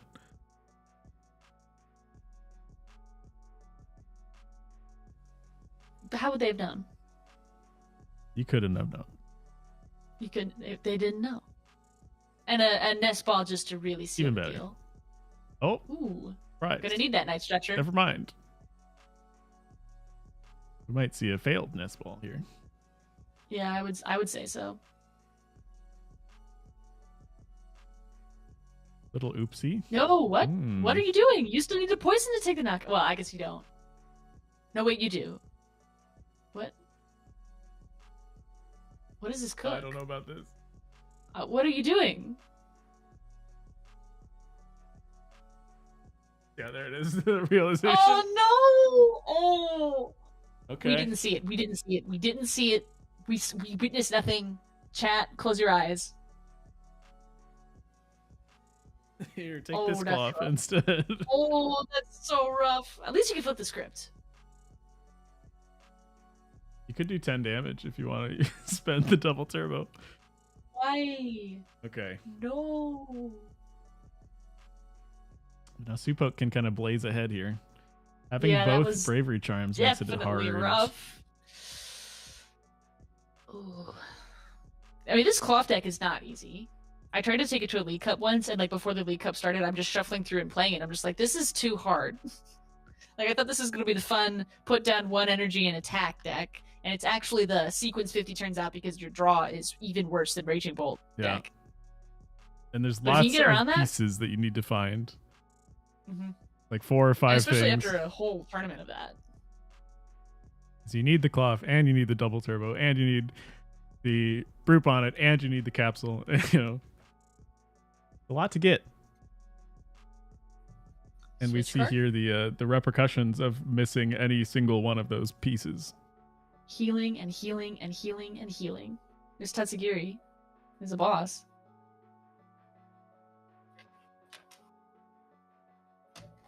Just swap in the Tatsugiri for the Ooh. customers, and then right back out. Take out the Pheasantipity. One more boss for the Squawk ability will close up this game, so we're gonna need to see the Night Stretcher come out this turn. That's gotta feel horrific when it's in hand and you just kind of like don't see it the second you need it. Yeah.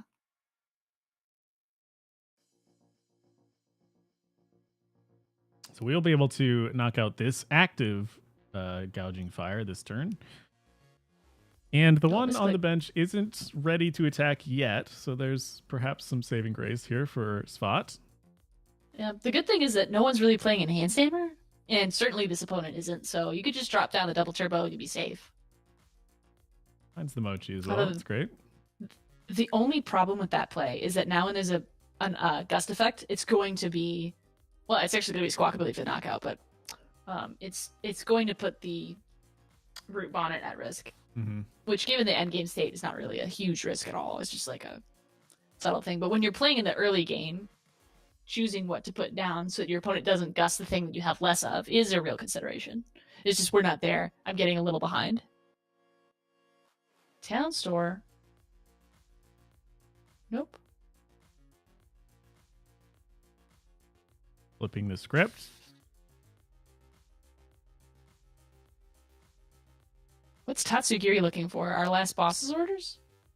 It wouldn't let us attack yet. I see 2 in the discard. I don't even know if there's a third.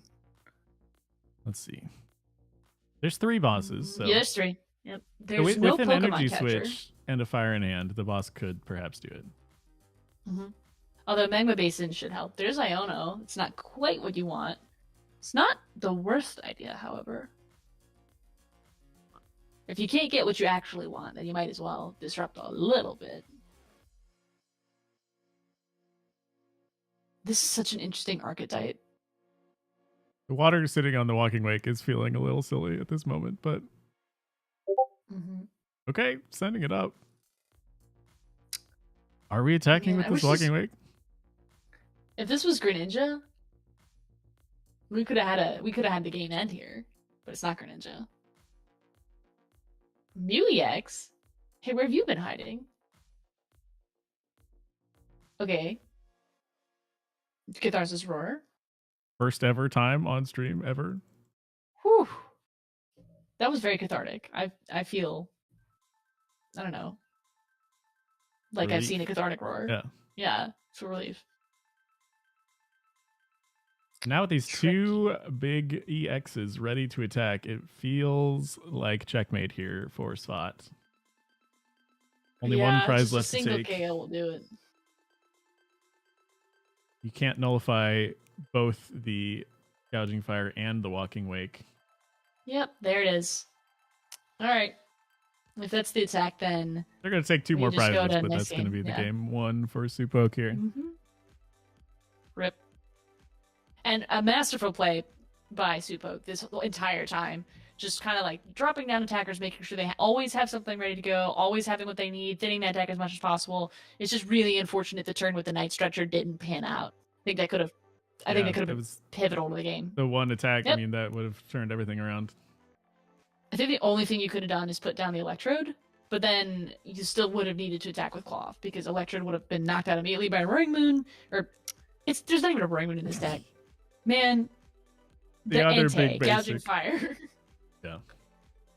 Man. Game 1 to Supoke. This is what happens when every Pokemon has 2 words in its name and the first word ends in ing. True. Gouging, roaring. screaming, raging, losing, commentating. I certainly feel ancient right about now.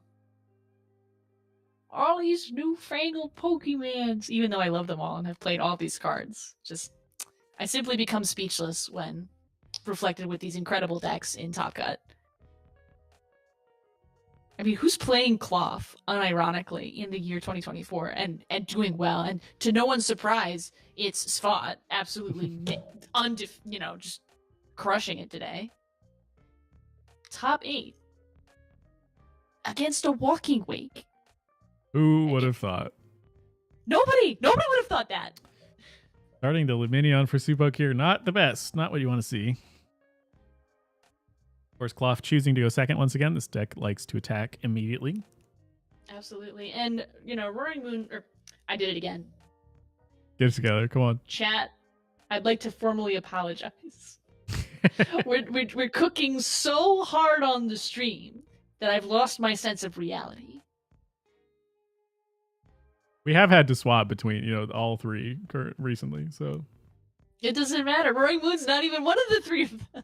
But the other three. I just like Roaring Moon, man. Okay, this ball. Regular watchers will know that I never make mistakes, and not once have I made a mistake in my life on stream. There's an Entei. See, I got that one right. Yeah. We've had a couple years to get to know that one.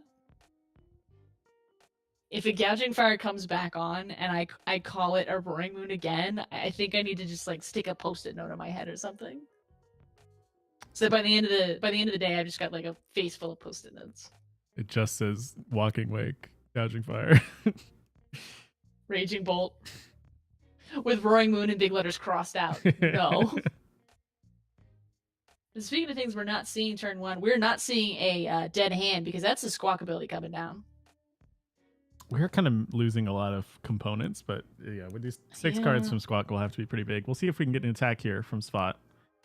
And the good news is you can put down one of the binding mochis, so it's not a complete, burn, but... Really want do you the want boss. the boss? Not... I mean, you kind of want to knock out the Entei, but you don't need it. I mean, the Minion knockout is almost as good. Yeah. Because you're still getting your 2 prizes, so... Considering it's turn 1, you still need to get set up. Keeping the boss might be greedy. Oop, never mind. And both knockout plays are hinged on the fact that we find the rest of the pieces off of these 6 cards from Squawk and Seas. Little debate about dropping down that Electrode. It's weak to grass. Okay, we're going for the full play here. We're gonna need to get things that did not come from the top deck. Although the shoe we'll could be still able get to there. Town Store Sealstone. But you can't get an Arvin now. An Arvin could have gotten you the exact card you needed. So no energy this turn means we're going to miss an attack. We can still get our Brute Bonnet set up, perhaps. Mm-hmm.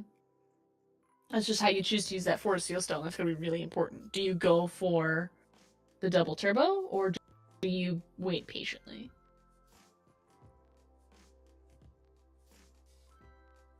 I almost want to say wait patiently because there's just so few cards in hand. So you want to make sure you can keep your hand size full.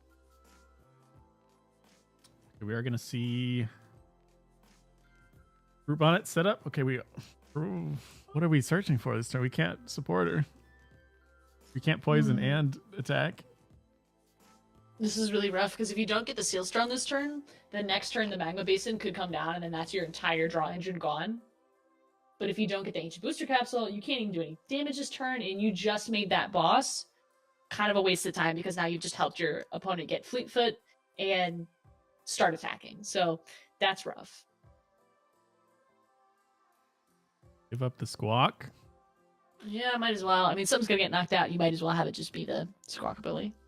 Although I don't even like that play because now you need another card to use the Ultra Ball, which could have gotten you a Luminion if, for some reason, the Electrode gets knocked out, which is not out of the question because it's got the unused Forest Sealstone on it. Yeah. So that's a juicy target right there, especially with the hand size so limited. Entei getting the knockout isn't guaranteed either. It's doing 120 damage right now. We need to But find with some extra weakness, Pokemon.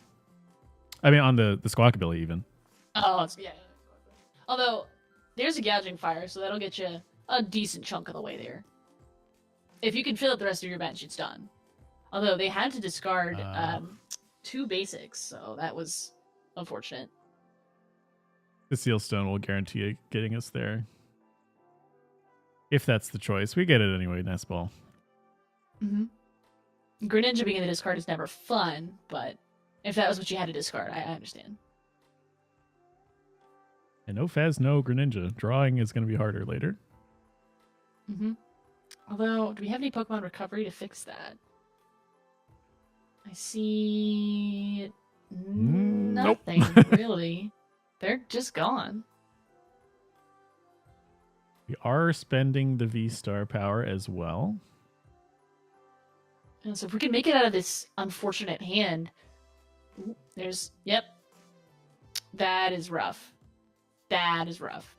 No one likes that. Steelstone activity gone for spot here, and no follow-up attack in sight. And can't even use the Ultra Ball for Luminion. This is cooked. You can't even town store your way out of this problem. No. Heavy Ball? Oh, nothing. That feels bad. I think that's game over. Bad. Yeah. Oh, that was just an unfortunate. That was like a scholar's mate, but for Pokemon. You know, like just this game could have kept going, except there's this one little unfortunate little trickety trick, and rip in peace, Cloth. Crab Hero is defeated. Crab Hero could not. But now Gouging Fire is the hero. And walking Gouging Fire is my new best friend. Yeah.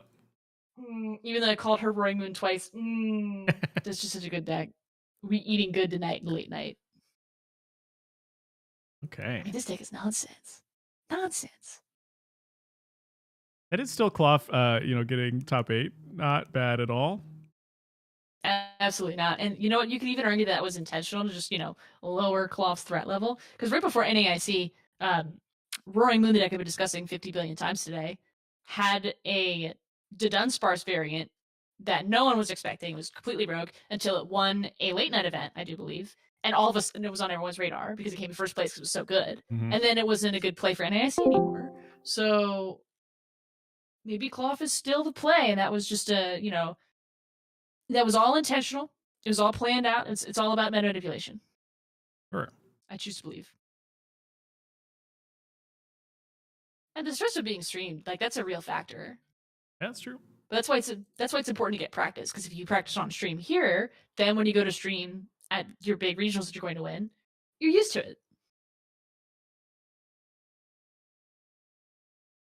I'm seeing if we have any other matches. There's 2 other matches in top 8 in progress. Ooh, very exciting. I always love to see new matches. But they are not streaming either of them. So there is a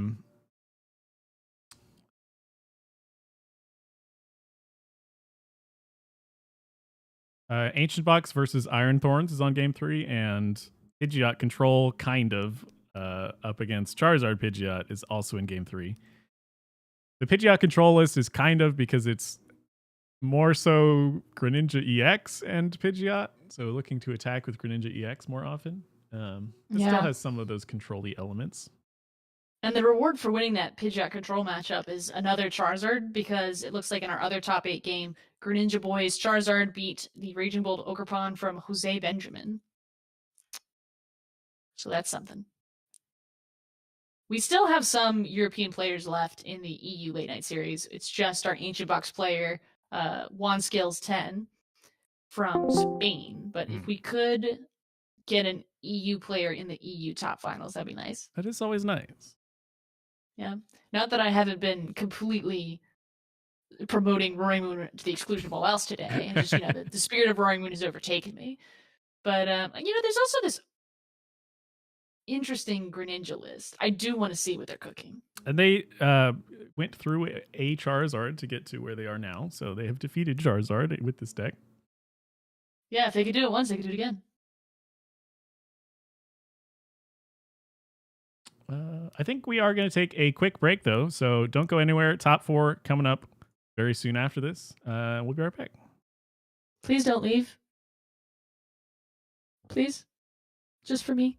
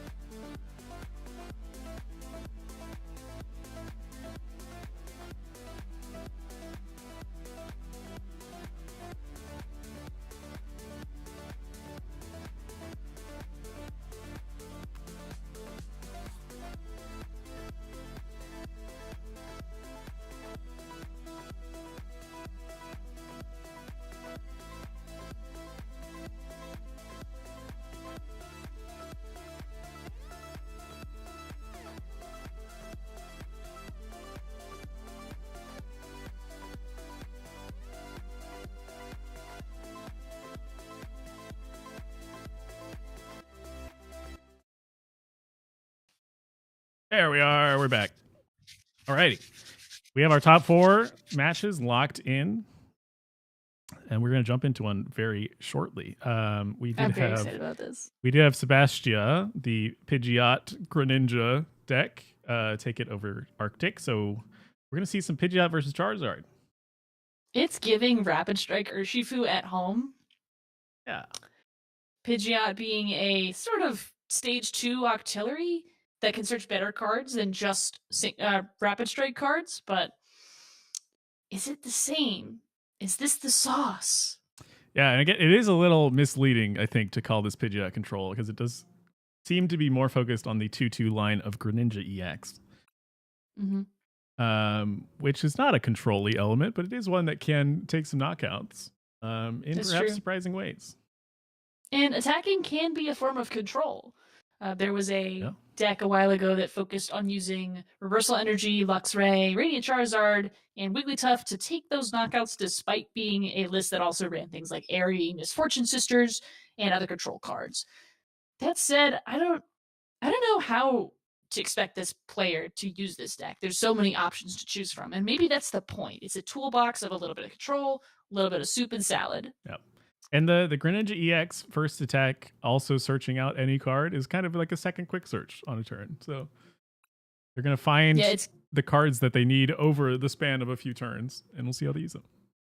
It's giving Sylveon GX, if you remember that deck, which for a stage 1, for a single Fairy Energy, would search your deck for about 3 cards. That was all the attack did. Mm-hmm. And so there were quad Sylveon decks that just used control methodologies.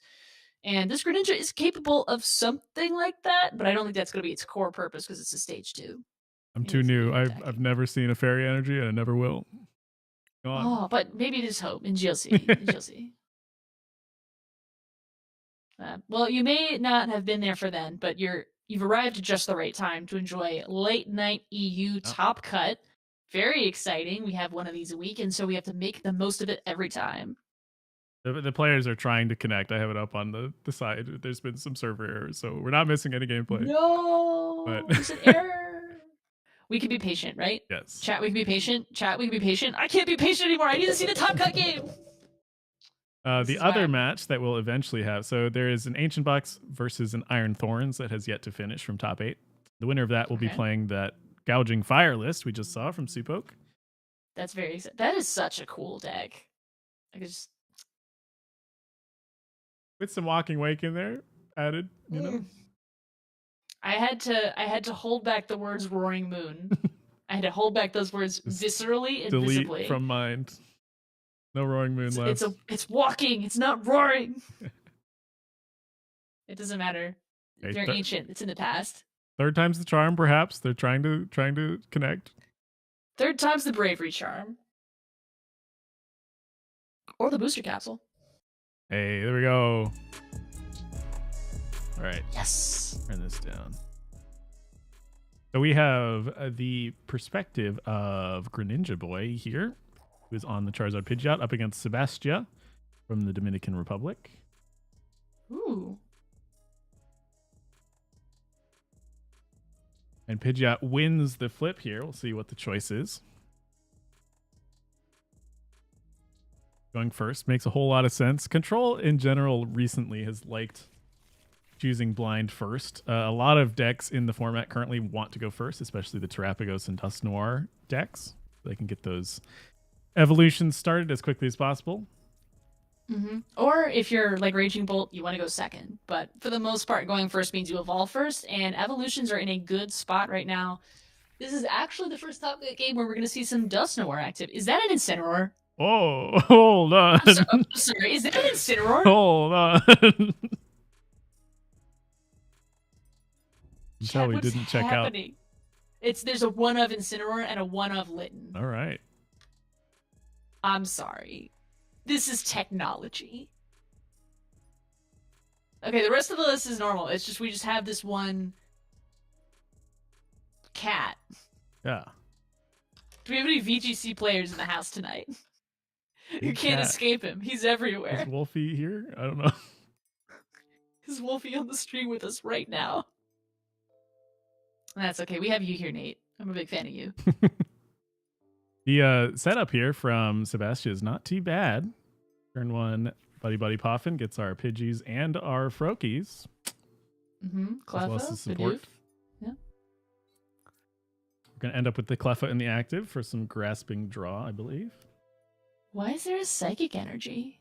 A great question. What are they attacking? Oh, it's for Farigiraf. It's for Farigiraf. Oh, okay. The Dirty Beam. I feel better. The Dirty Beam. For those of you who don't know what we're talking about, I was going to call it Greninja. You almost Farigiraf EX blocks damage from basic EXs. Can we carry on now? Because I've just lost the plot. The plot is lost. Another tool that this control deck has. Very, very good against such things as Raging Bolt or Roaring Moon or Gouging Fire, for that matter. Arvin for a Buddy Puffin Sealstone that is not unusual for a Charizard list. Definitely like to see it. There's the Litten. We're going to see Incineroar this game. Oh, I'm so excited about that. We actually left the Pidgey in the active here. I mean, the Cleffa is easily knocked out by a Litten, I think.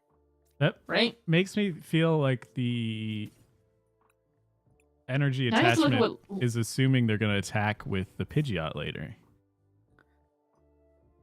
Ooh. Okay, wait a minute. Because Pidgeot EX has free retreat. So assume you want to get your Pidgeot as soon as possible in these control-y decks. I think assuming that this Psychic is kind of sticking around on the bird. I would say so. I mean, unless it's discarded and you pull it back up with... I don't even see a Silene. There's nothing... Nope. There's just one Super Rod. You can get it back with a Super Rod. At any rate, very nice setup from Greninja Boy, our non-Greninja player. Oh, Litten doesn't even do 30 damage. It does 10 damage with a transfer paralysis, which is actually relevant sometimes. But nothing could have knocked out that Cleffa turn 1, right? Pidgey does like 20. It, yes. Charmander does... There's only the 2 Charmander with the... Would have to be the other breathing, one. So yeah. It would have been a double attach. Yeah, it just wouldn't happen. You know, since we're talking about Incineroar, and by we, I mean I'm talking about Incineroar, and I want to talk more about Incineroar, we should discuss its ability and its attack. Yeah, what does it do? Hustle Play makes attacks cost colorless less for each opponent's bench Pokemon, so that means if Incineroar comes down, there are already 3 bench Pokemon, so it's only going to attack for a fire and another fire, which could reduce down to even just a single fire attach and go. We do have our Pidgeot EX here from Tia. Okay, and Incineroar's attack is now free. Well, it's as free as you can get. You still need a single fire energy. Now we get a big grasping draw. So. Draw 5 from Cleffa. Okay, and what are we about to see? There's no doesn't help. rare candy. Did you have but you can Sealstone, of course. Sealstone, yeah. That's a lot of discarded Pokemon Surge. They kind of have the things they want already, though, right? Yeah, I mean, you could go for the Dusknoir, and that'll fuel up your attacks. Or you could go for just the Charizard. There's no Dusclops in the list, it seems like. Nope. And, I mean, that would be cute. Oh, there is one. There's one. It must be prized. Ooh. Aw. That would have been nice to take out the Cleffa, because you don't really want to spend an attack on this Cleffa, but you might have to. No.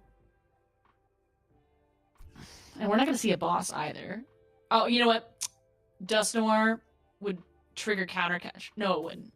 No, it wouldn't. I mean, unless you put the 130 on the Pidgeot, and then you counter catch her, and then you get the Pidgeot. That would actually be Giga-brained. Do they have enough? I don't think they have enough candies to do that, right? Well, they don't have the Dusknoir capable to do that, because they needed the Dusknoir. Yeah. The Dusknoir gets the prize, and then you counter catch her to make it happen. I think we're just going to see a Burning Darkness attack here. Yeah, I like to counter catch her play personally. I think that's more fun. I think you get more value. Not a bad setup, though. You get your extra fire on what will eventually be your Incineroar, and you get this big Charizard in the active. You don't need extra fire. I don't know. I'm a little hater. Thornton, that's useful, because now you get Rotom out. Or perhaps turn something into a Duskull that could and immediately evolve later. Very true. If we could only get the Clops. Okay, there's Frigoraph going to the discard. We're gonna see I the didn't Greninja call it Greninja this time. There's Greninja into the hand. It's just the letter G. You know what? I think it's the letter G that's the problem. Yeah. Because Roaring Moon has a G in it.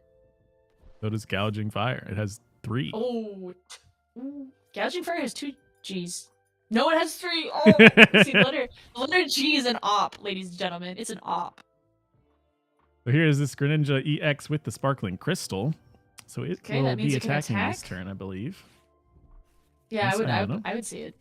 A double turbo would let it use its second attack and start dealing bench damage, which would knock out probably would go for the Duskull and maybe the Litten, just because the Litten's so threatening looking. Although I'd be more worried about a second Charmander or a second Charizard than I would be that Litten attacking anytime soon, personally.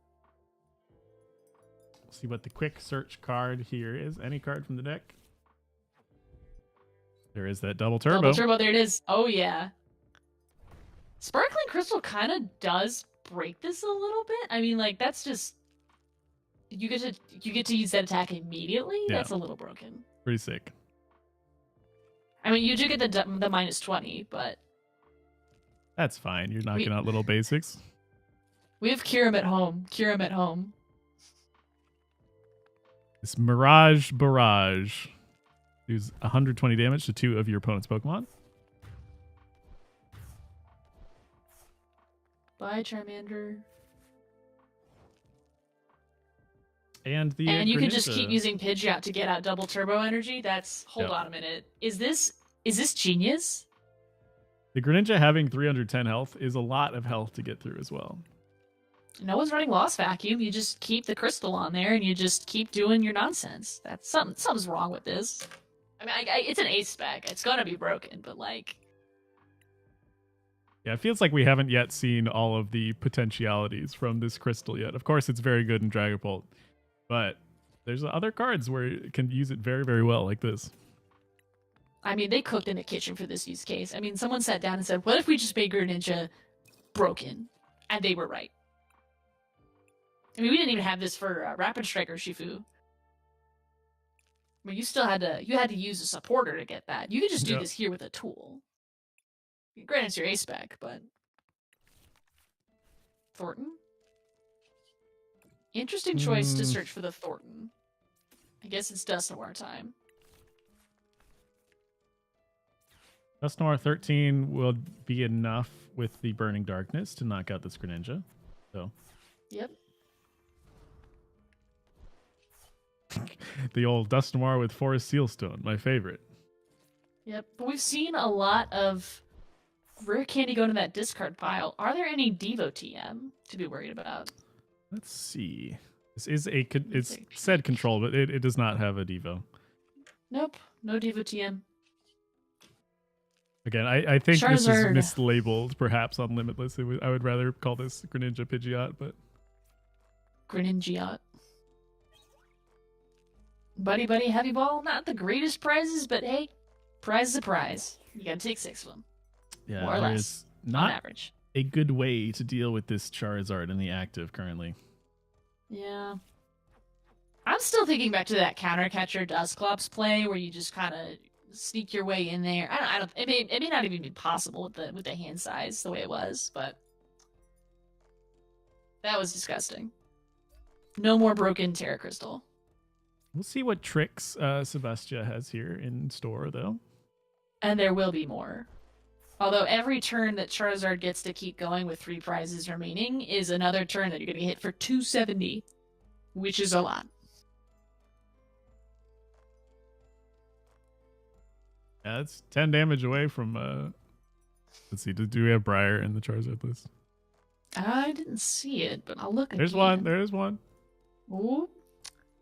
Can't trust your eyes. Could be a Briar angle for the last 3 cards. Oh, I was looking at the other one. Briar. For real?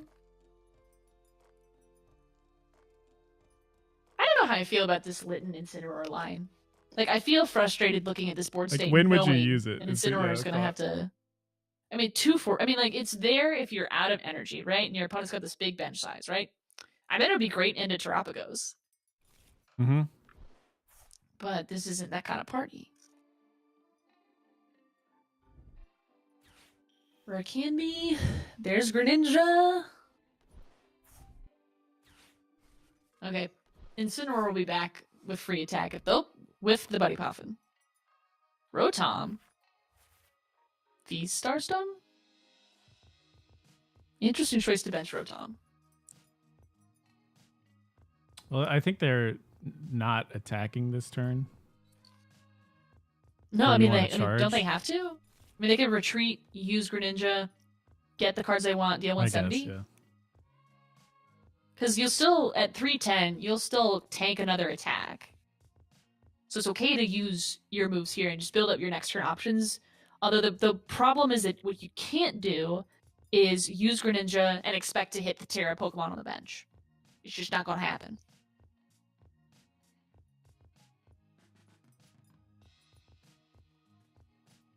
Thinking through the options here, it feels like our options are running out here. Charizard, full health in the active, so strong, so hard to deal with. Here's a hypothetical scenario. Oh, never mind. The hypothetical scenario is no longer possible. I was gonna say you use Greninja, you deal 170 now, and the next turn you use the barrage attack to. Oh. I like this. Yeah, this makes a lot of sense too. No, it doesn't, because you're just gonna get a return KO and have one prize left and have no attackers. I mean, you're gonna need to. I mean, okay. You can attach. You can attach to the Pidgeot, right? If there's something weak on the bench, you boss up something and you blustery win for the final knockout. Okay, it has to be the Litten or the Duskull.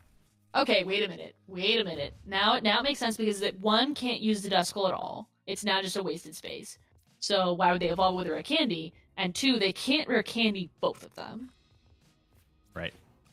You're right. You're right. This is Duskull's the price is so frustrating because that would.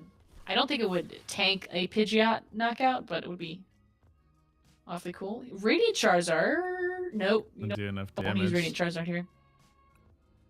This is Greninja Boy on the Charizard list, yes. So rough. Okay, wait. You could use the Radiant Charizard so that you could collapse Stadium and somehow get around. But, like, you can't use the collapse Stadium because whatever you put down is not going to get rid of all of your problems. Oh, that's so rough. Because the Bunny Puffin will only search use things that are 70 or less, and you need things that are 130 HP or more down on your side. Oh, this is so hard. What do you even do? I mean, you could Iona their hand to 1. Always a good start. Unfair Stamp could... Actually, Unfair Stamp could let you use some boss tactics, although you definitely want to knock out Greninja, so you don't really need boss. Iona is the way. There is only one boss in Sebastia's list, so they need to find the Palpad into the boss. Okay, what about the Turo, though? Like, what if you'd gone for the reset stamp and then hoped for Turo out of that? Would that have solved the problem? Probably not. I don't like that Iona to 3. Yeah. That is devastatingly bad. And your opponent has Bibarel, so they're drawing up to 5 at the very least. And not only drawing up to 5, they have Pidgeot. I am not optimistic. Yeah, leaving the Luminion in play on a previous turn perhaps could have collapsed it away. That would have prevented this line from Sebastia. Mm-hmm. But man, if that turn 1 Psychic Energy on the Pidgeot is going to come into play here,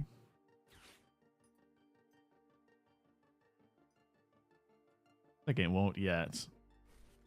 Nest Ball. Just we're going to draw full 5. So we're looking for the Palpad off this is 5. Oh yeah. And if we miss the Palpad, then what happens? Whew. Maybe, I mean, you can't boss stall if you need a boss to win. I have to look at the lists like every 5 seconds because this is just such incredible cooking.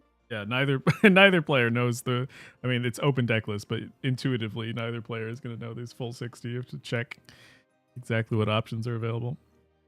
The basic Girafarig can do Confusion. I don't think that's an out. Plus, I think that's discarded. Yeah. There's a Cornerstone Mask Ogerpon. Where's that been hiding all game? What if we're about to... Okay, there's no Ogerpon Mask, but there is a Thornton copy. So we could see maybe a Thornton pull out Cornerstone Mask and pass. Because that'll block both the Litten, the Charmander, or the Charizard, and the Pidgeot. And it won't block a Dusclops, but your 1/1 price count will do that. Thinking very hard about this quick search.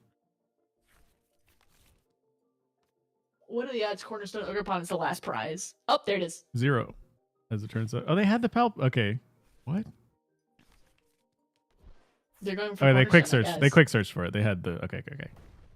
Quick search for the Palpad. Hope you buy a turn with the Cornerstone Mask. This is so rough. I don't know if they can. And did they have a switch out then for? There's a rescue board would do it. Yeah. There's a Turo. That's not gonna get you anywhere. What you need is a boss. There she blows. And that'll secure the game. That was rough. You think Burning Darkness could do more damage? You think that's enough? I think it needs more. Like 360, maybe. Yeah. Remember when PTCGO would just take that last prize for you? Pepperidge Farm remembers. I don't. I'm sad to say. It's okay. But it's game one you don't have to mourn. to Greninja Boy. That's true. I'll never This know is such what I a missed. fun deck. I It mean, looks- Incineroar? Yeah.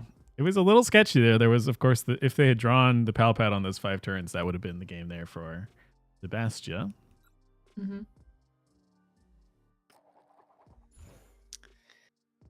Chat, who are we rooting for to win this set of 3? This is top 4. So our winner will advance to the finals. This is either Sebastian with Greninja Pidgeot or Greninja Boy with Charmander, which I now realize is extraordinarily confusing. Do you want to root for Greninja or Greninja? Maybe the You lose your Greninja, free choice. Greninja Boy just knows Greninja so well that he can defeat it. Starting Radiant That's Charizard true. is not exactly what you want as the Charizard player. No, and that hand is not ideal. Nobody Puffin. I mean, you could Ultra Ball for Luminion, and what? I know your entire hand away. That's never a good feeling. You need to get some use out of it. But on Sebastian's side, it is draw pass. So the Pokemon count for Sebastian is pretty thin. Not exactly surprising that they didn't find any more for turn 1, but it's not exactly what you want to see. You would rather have a Froakie here available. Dusknoir. There's a Luminion. Because if that was prize, that would have been horrific. Bad. Although there is a Rotom, you could have worked around that. This is just not an ideal start, any way you slice it. Okay, Arvin. Arvin will be able to get some stuff. It's a good thing to go second because, you can Arvin. Otherwise, you would just be like, I don't know. What do I do? This will at least set you up for the rest of the game. Probably, Did I go for the Litten again? use Cleffa, so you're probably going to want to go for either a Charmander and a Pidgey or 2 Charmander, and 2 Charmander is safer, just by the numbers, because if you have no Charmander, you ain't attacking.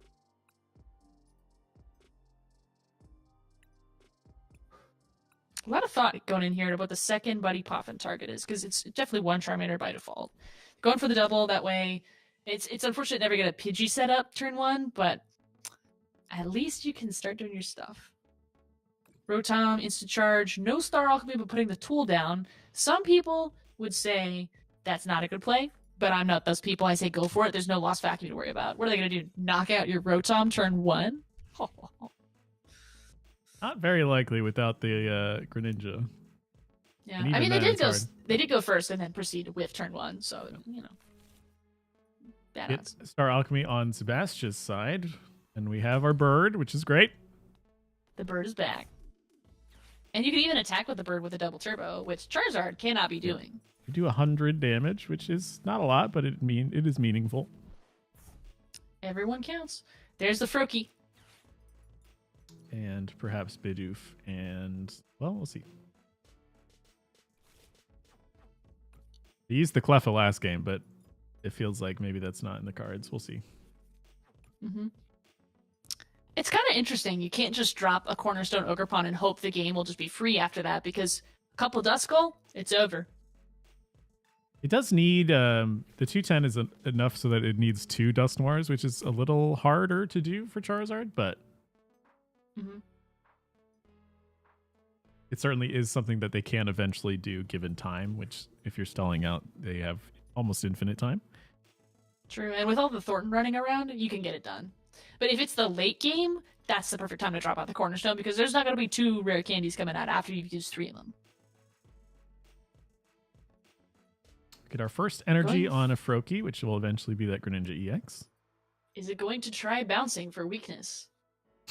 Probably not, right? No. Because if you conserve the one with the energy, that means the next turn you'll still have it. Whereas if you promote it, you could get knocked out. Yeah. Why would you do that? So we will not try bouncing. Particularly because this Radiant Charizard's not going to be worth putting, 60 damage on? Silly. Ninja Boy has, let's see, is looking for a way to get this Radiant Charizard out of the active. There were only 2 fire energy. That's unfortunate. Ooh. Okay, you could V-Star for the Thornton, right? And you could Thornton manual attach retreat. Sure. Or you could Turo. Turo is the That's other actually- option. Yeah, which is why you wouldn't bother with Tri-Bouncing. That's Froakies attack. Of course. It's not ideal to not have a Pidgeot in play by now, and to have used the V-Star Stone not to get a Pidgeot in play, because that Arven has got to be doing some serious work. Why are you searching at the... There we go. It is another fire energy in the discard now, though, so there's only 5 in the list. And we know where 4 of them are, and 2 of them are active, 1 in the discard and 1 in hand. So One is not prized. ideal. Not ideal at all. Well, maybe we can get it out. Nope, just the boss. Not bad either, though. Yeah, it's more Ultra Ball fodder. I mean, like, you know, it's a gust effect. Come on. Although this next turn is, I expect to see an Arven play, because that board is just very unstable. If that Charizard's gone, so are you. Might see another Mirage Barrage from Greninja. And that would be so ideal right now, because that board is full of juicy targets. Got the Pidgey and the Duskull looking prime real estate for some water shurikens coming out. I think I would go for the Charmander, the Pidgey, and I don't disagree with you. That Duskull's a juicy target, but this time you're behind on prizes. So if Dusclops is just going to give you some, don't hate that. Leave the Rotom stranded with the counter catcher as well. Actually, with weakness, doesn't that get knocked out? By Mirage It Barrage? would- No, well, I don't know if you want to. I don't know if you want to, but like, it would. Because like as a strand target, it only takes 1 energy to retreat, which we know is there. But what if they didn't have it? But what if? But what if? Where's the double turbo? There it is. And we still haven't seen the Terra Crystal, so once this Mirage Barrage goes off, we could get another turn of just Crystal, double turbo, go, and it's just like, it's just wrong. Yeah, it's just wrong. Or you can even save the crystal for maybe a second Greninja. Although the second Froakie is now in the discard, so maybe not. But That's true. for the Barrage, it just says discard 2 energy. So I believe you can just take away the double turbo and leave the water, and you don't even need the crystal. Oh. Lost City is pretty nice. Ooh, okay, so now Duskull is a possible target to me, Yeah. at least. Yep. There are just so few ways to get Duskull out of play. It's atrocious. So, no attack on the Rotom. Yet. Operative word is yet. Yeah. And losing that bird is not a good feeling. Of course, they did have the energy to manually retreat here. They're gonna get an unfair stamp as well. Ooh. Yep, it's time for an unfair stamp. Defiance Band on the Charizard. How much damage are we doing here? Only 270. 270. Not enough, and you can't Duskull to boost it up another 30 just because it's fun. But 270 does get you a little bit closer, and if maybe Dusclops comes back in, that's a 50, and you go like a Thornton, and no, that's not it. Another collapse not being used to get rid of one of these little liability 2 prizers on Charizard's bench. That Defiance Band isn't really doing anything. Yeah. And with Turo gone, it's not like you're gonna pick it up. I mean, Turo doesn't even pick up that, but like, It still is a hard sequence here now for Sebastia. mhm. Because now what do you target down? Whatever you target down, you'll get knocked out because that Charizard is ready to go. And if you get the other Charmeleon, if you could just put some energy back in the deck, and it's not like our Greninja player knows this, but there's no fire energy in deck, I do believe. There's another So, if boss. you get rid of that. Ooh. Were you barraging again to take out the Charmeleon? Oh yeah, we're barraging.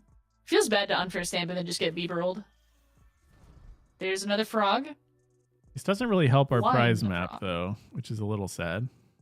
Yeah, the prize map is kind of iffy. I guess he now put. you Oh, have no, this, this is fine. Oh, it's like this 3 so prizes you put it turn, on. but you need Yeah, 2 knockouts on the. I mean, there's the Luminion. you put it on the The fish plan, and the Charmeleon, yeah. and then the next turn you do Rotom fish. And assume Well, the you've had to Rotom gust might the stick Rotom around. twice. Yeah, but they're out of their Turo's gone, and there's 2 energy in discard and 2 on the Charizard. Okay, Okay, interesting just gonna path. take it out here, and okay. I liked putting it on the Pidgeot, or not the Pidgeot, wow, the Luminion, because if it's on the Luminion, you're not taking the 3 prizes, you're not in one-shot range on a single Greninja. Now you're in one-shot range of a single Greninja. I mean, you do want to get rid of the Charmeleon though, so. In the same sort of manner, though, this now the Luminion can be taken out by Greninja's first attack. Okay, good move on the Pidgeot, because if you didn't get that, I mean, the hand was so limited. If you didn't get that, you were just going to get bossed. It was over, so. Counter catcher's relevant. Counter catcher's relevant. It's just, this is such a behind position. If there's a single way to get, if there's anything you could do, this is the time to do it. There it is. Fish for boss. That will be Fish for the boss. game.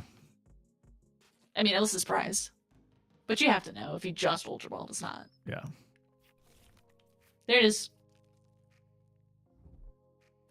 What is this first? Shinobi Blade for 170 perfectly knocks out the Luminion V.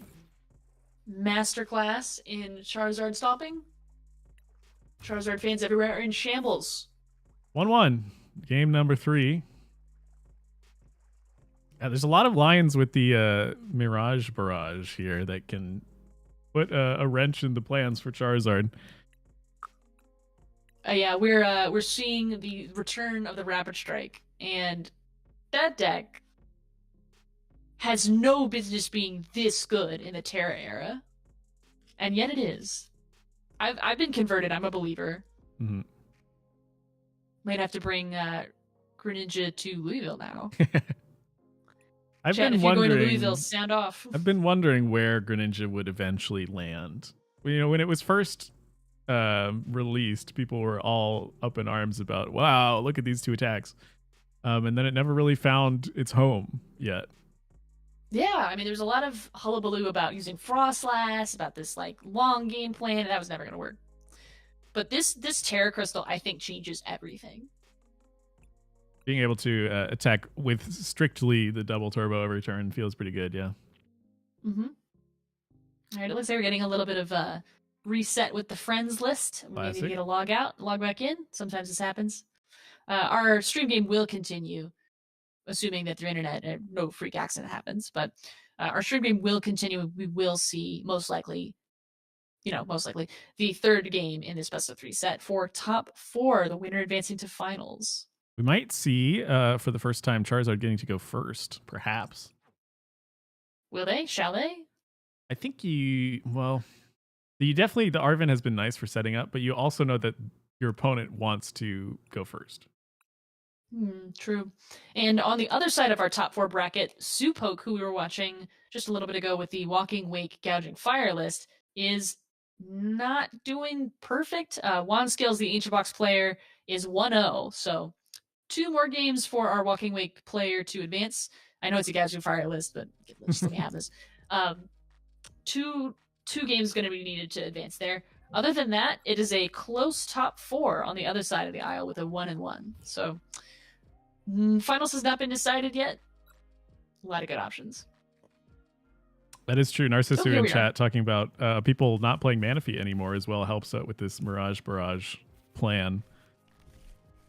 Correct, with the Duskull and Dusknoir being so around. What's even the point of running Manaphy anymore? Turns out it's because bench damage is still happening.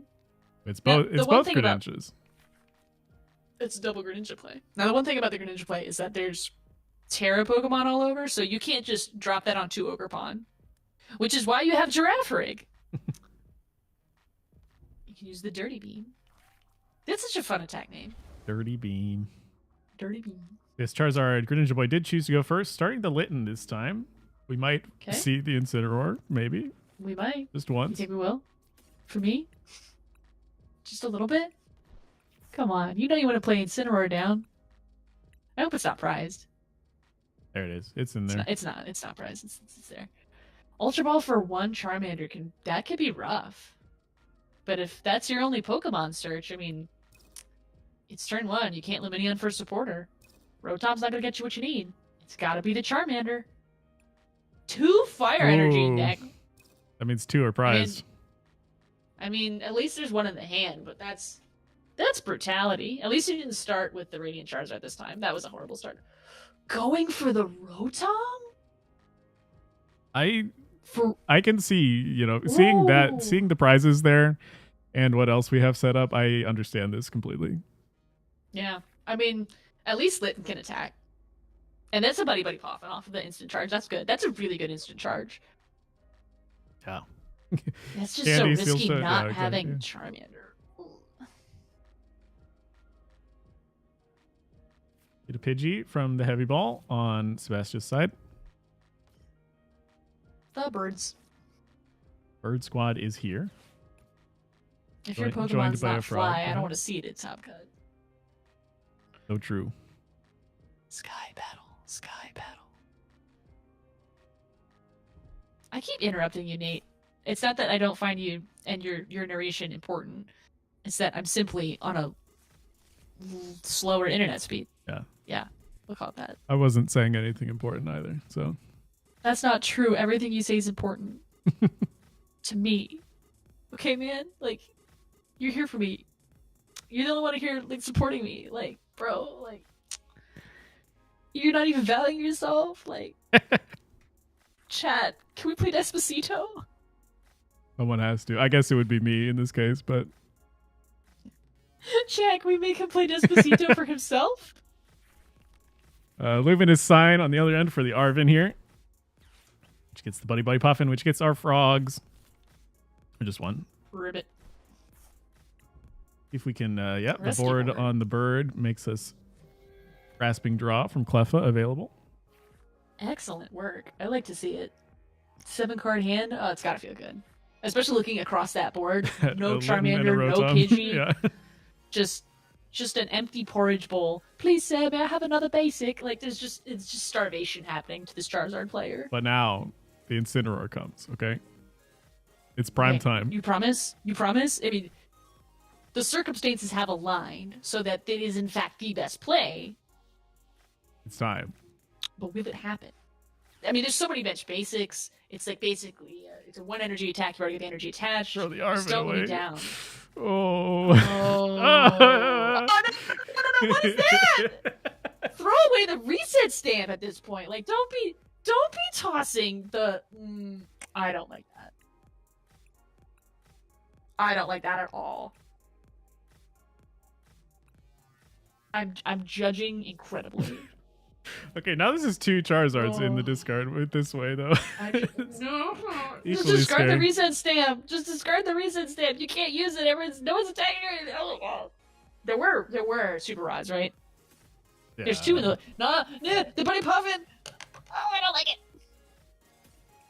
Incineroar time. Nothing else matters. Oh, this is so much. Okay, wait a minute. You could V-Star Forest Stone for the Buddy Puffin, right? Like, that's a play you could make.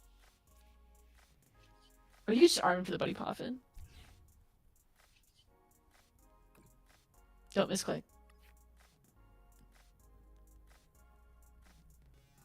Is there no Buddy Puffin? What are they doing for We're taking out the bird. You're gonna knock out the Froakie. Hold on a minute. Or maybe the Pidgey? It's a hard gotta be decision, Froakie, right? yeah.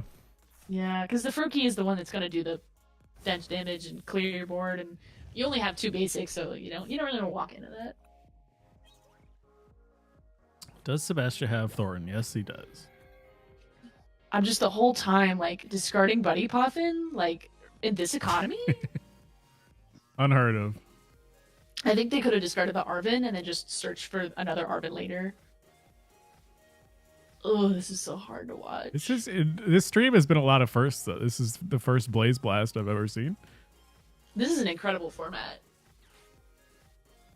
I mean, we're witnessing greatness. Now, Sebastian with 1, 2, 3, 4, 5, 6, 7, 8, 9, 10 cards in hand. That's not enough. We need at least 11. Ultra Ball probably gets Arpegia EX. See, when the Greninja player discards the Buddy Buddy Poffin, it's fine. But when the Charizard discards the Buddy Buddy Poffin, I start panicking. This is a little spooky now for Greninja Boy because Incineroar can't attack again. We need one more benched Pokemon on Sebastian's side. So they need to find another fire. You can search out a fire energy, right? There have been like, well, no, not easily. Star anymore. Yeah, I mean, there's 2 in deck. Oh, but you can't put them down because then you could never attack with Charizard. Yeah. This is disgusting. I'm in my head, I'm playing the soundboard clip that goes, disgusting! Like, just this board state. Just take a knockout, please. Please. Just a little one. And it's not easy for Sebastian to get any sort of attacking set up here either. You could Blustery Wind for 100, I guess. Well, Buddy Poffin is going to let the Incineroar keep attacking. Okay, so we're waiting more turns here for Sebastian. Some energy reloaded on the Froakie. Oh, wait. Why? It's just what he has. I mean, in general, why? Yeah, why would you put the Psychic on the Froakie when its attack is 2 colorless and a water? It's just the energy that you have currently. Sure, but like you attach a water to it, you're still doing a water type thing. It doesn't really advance your turn state forward unless you put down like 2 basic energy and 2 a Psychics crystal. in hand. Okay, you have 2 Psychics. No. There's no 2 Psychics. Yeah, there's wait. I don't know. What about a Thornton play? Thornton into. Why wouldn't you do the Thornton against Lumineon? I don't know. That feels bad. Okay, what about Cornerstone? This would be a perfect time to get out Cornerstone because if you can... Well, actually, never mind. I take it all back. Wait, is why? this Rotom trapped active? Cornerstone would work. Well, sure, but the bench is full, so you can't put it down anymore. Yeah. But, like... Huh? How are you going to get that Rotom on the active? Huh? This is a mess of a game on both sides, I think. I'm witnessing logic beyond my understanding. Instant Charge finds a rare candy. Players. Rare candy is important. They're good players. They're just not on the same plane of reality as me or as any of the meta. There's the giraffe. They're trailblazers. They're early adopters. See, they're not making a mess of the game per se. The game may be a little messy, but they didn't make a mess, you know? It just happened to be this way. It's the Incineroar effect. Okay, here's our Greninja without water. Oh my god. The psychic energy just bothers me. 2 draws from Incisors. Iono? Okay.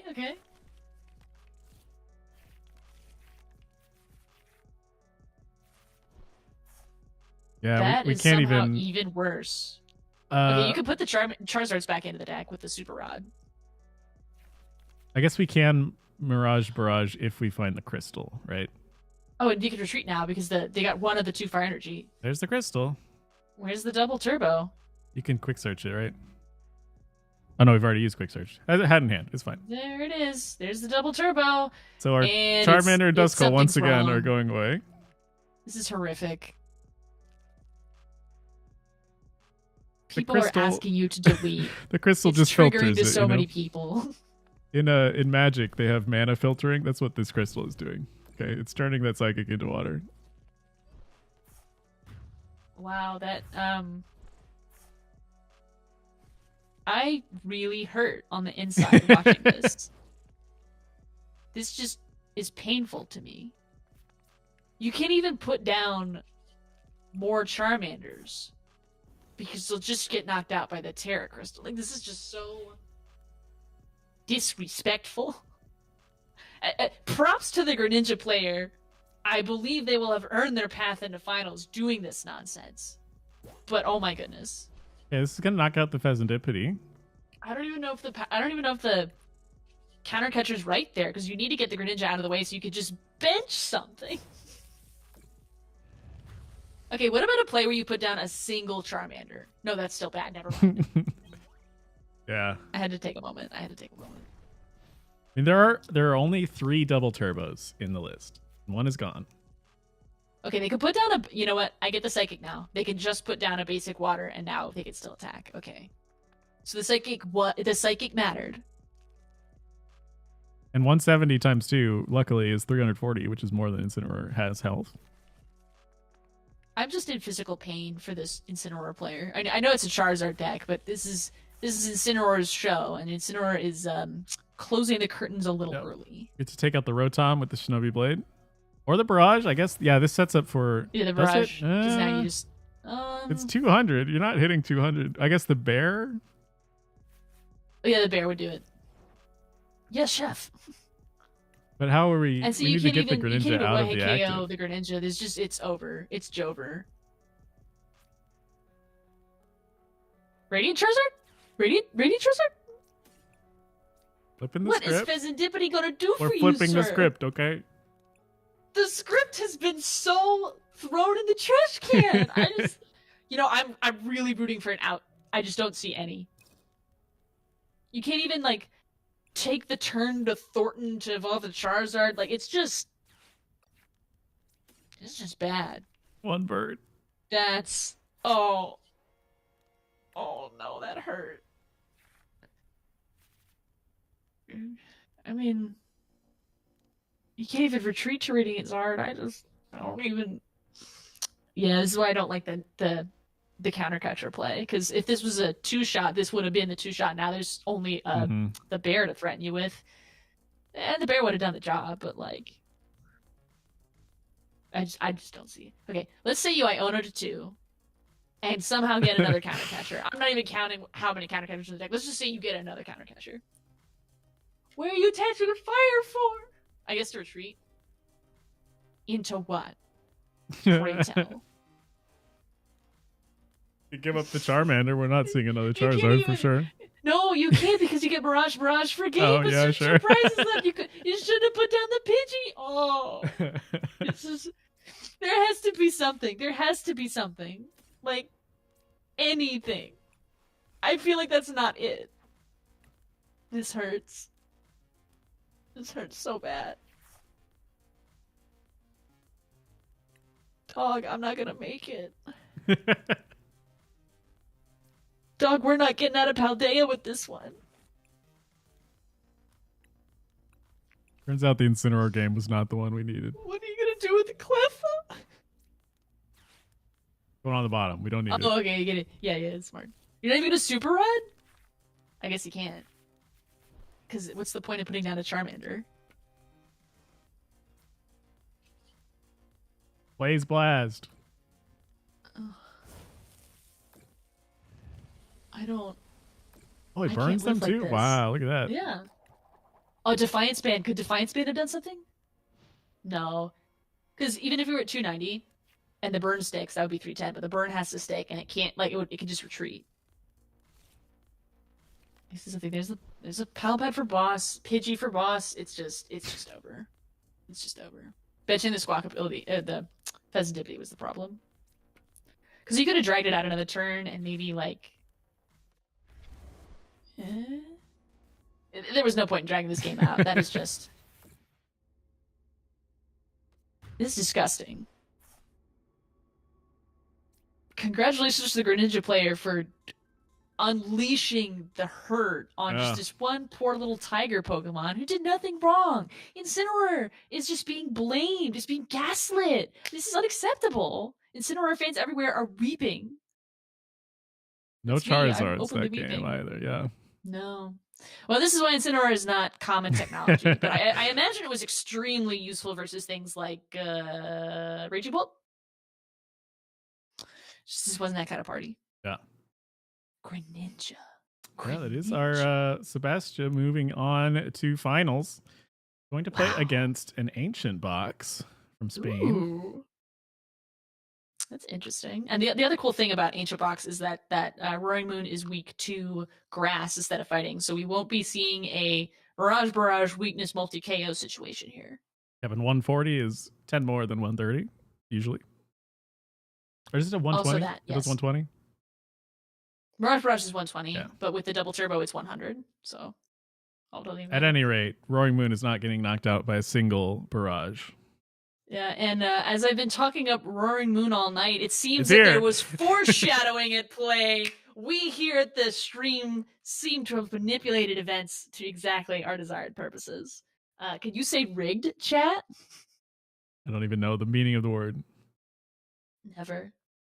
Let's take a look at this very spicy Roaring Moon list. It's ancient box, so it's not like a turbo Roaring Moon. They're running a copy of Pecharunt EX and Pheasantipity EX, which is not standard. Usually people will stick to just one prizers. I've always liked including Pecharunt and Pheasantipity. I think both of them play an extremely crucial role. Pheasantipity saving you from Iono, and Pecharunt saving you from any control list whatsoever.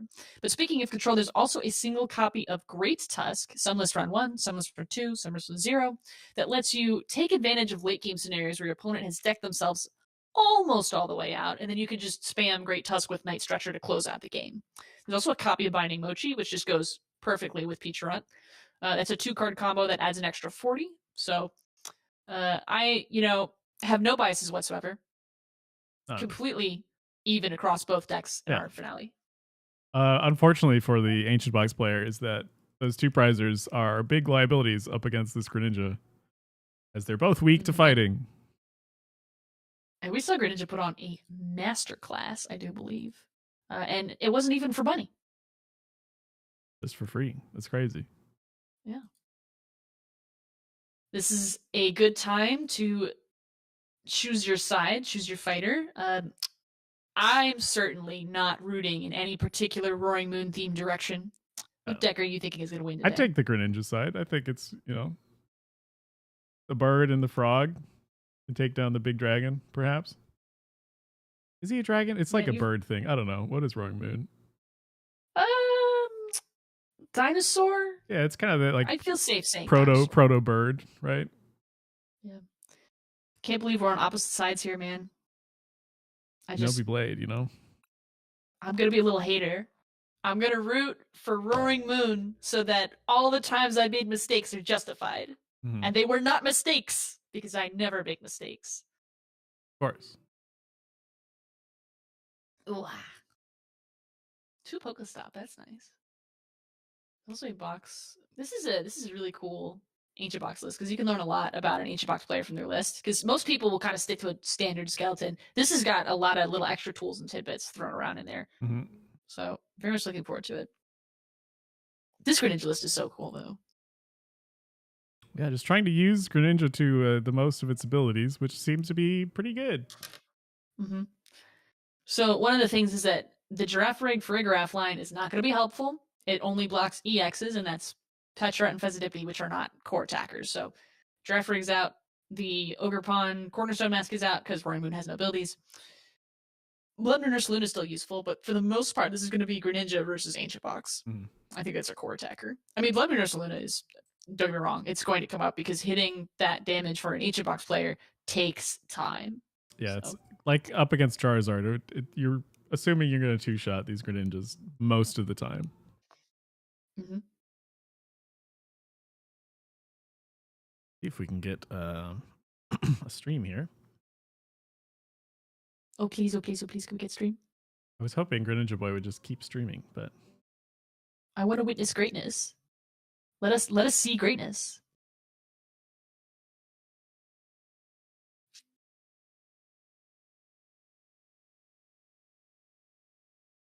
Enzo might be. Is that Wand Skills? Is that Wand Skills? Wand Skills is our last European player remaining, since there's only 2 players remaining. So yet another of my votes in favor for Roaring Moon. I get every vote I want. I get all votes. It's fantastic. Let's see. Anyway, while Nate is working out the stream stuff, chat, how are we doing this evening? Just in general. Had some interesting matches tonight.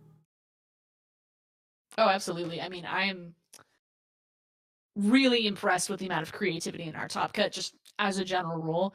Every single game we've been like, what's that? Why is that in here? Who put this in the list? Is that allowed? So I think that bodes well for Louisville and Louisville enjoyers.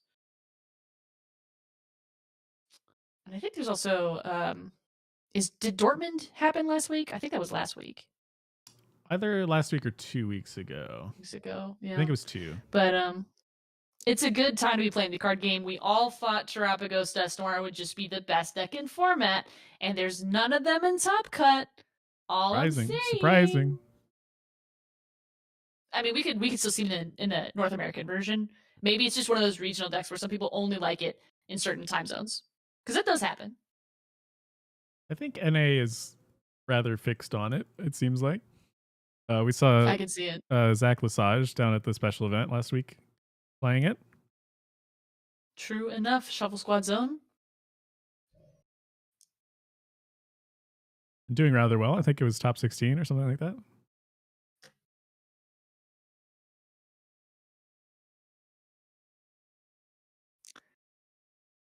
Okay. Phil across the ponds letting us know Dortmund was 2 weeks back. Right.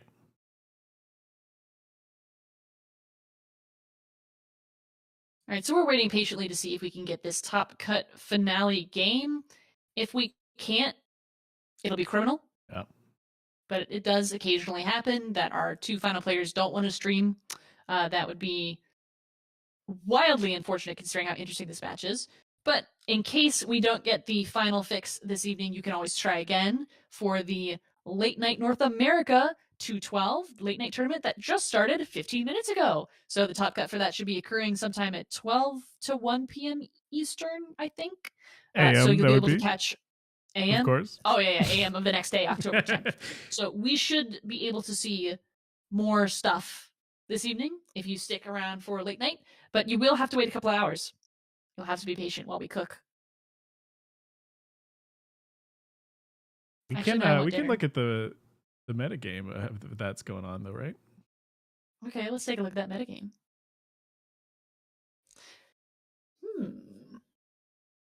Now, for the EU version, we had Terrapagos Dusknoir take it by a hair in terms of meta share. 10% of the meta was Terrapagos Dusknoir, 10% was Raging Bolt, and below then a mix of Palkia, Charizard, Regidrago, Dragapult, and on and on and on down the line. So that's the European version. The North American version, our metagame is dominated by Charizard Pidgeot, with Terrapagos still playing 25 decks, but only 9% of the meta share this time. And that goes for both Charizard and Terrapagos. So Charizard overtakes Terrapagos and Raging Bolt, which did not happen during the EU version. Charizard is just stonks up in the NA version. Anything else notable? I have not pulled it up, so I don't know. I see a Greninja. Do we see any repeat players? Let's take a look at our standings. A good mix of players here. I don't see anybody who played both tournaments. I'm sure there are. It's just nobody jumps out.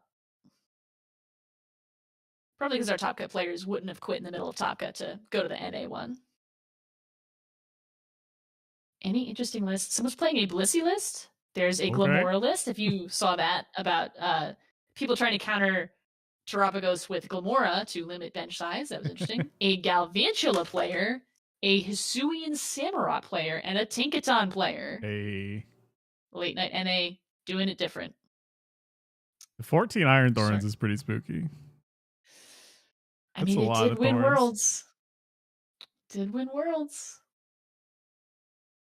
Lugia players are in shambles. Actually, Lugia players are 5% of the meta, so they're not really in shambles. I'm just being exaggerated. 13 bird control as well. The whole bird squad is out. But are there Greninja in their list? No. Well, let's see. No, it's the real control. Okay, it's 6 Cloth. We were talking about Cloth earlier. Remember when we were talking about the undefeated Cloth list? That was a good time. Okay. All right, looks like we perhaps are not getting our stream for finals. That's criminal. It's very sad, but we'll just assume that our Greninja will win, and move on with our life. What? No one's assuming that. no one is assuming that. You're just making things up. Anyway, the results will be available on Limitless TCG, so if we are unable to finish this stream by showing you the gameplay, you can find out who won later online. That is, if we're not lucky enough to get the stream, which would be a travesty.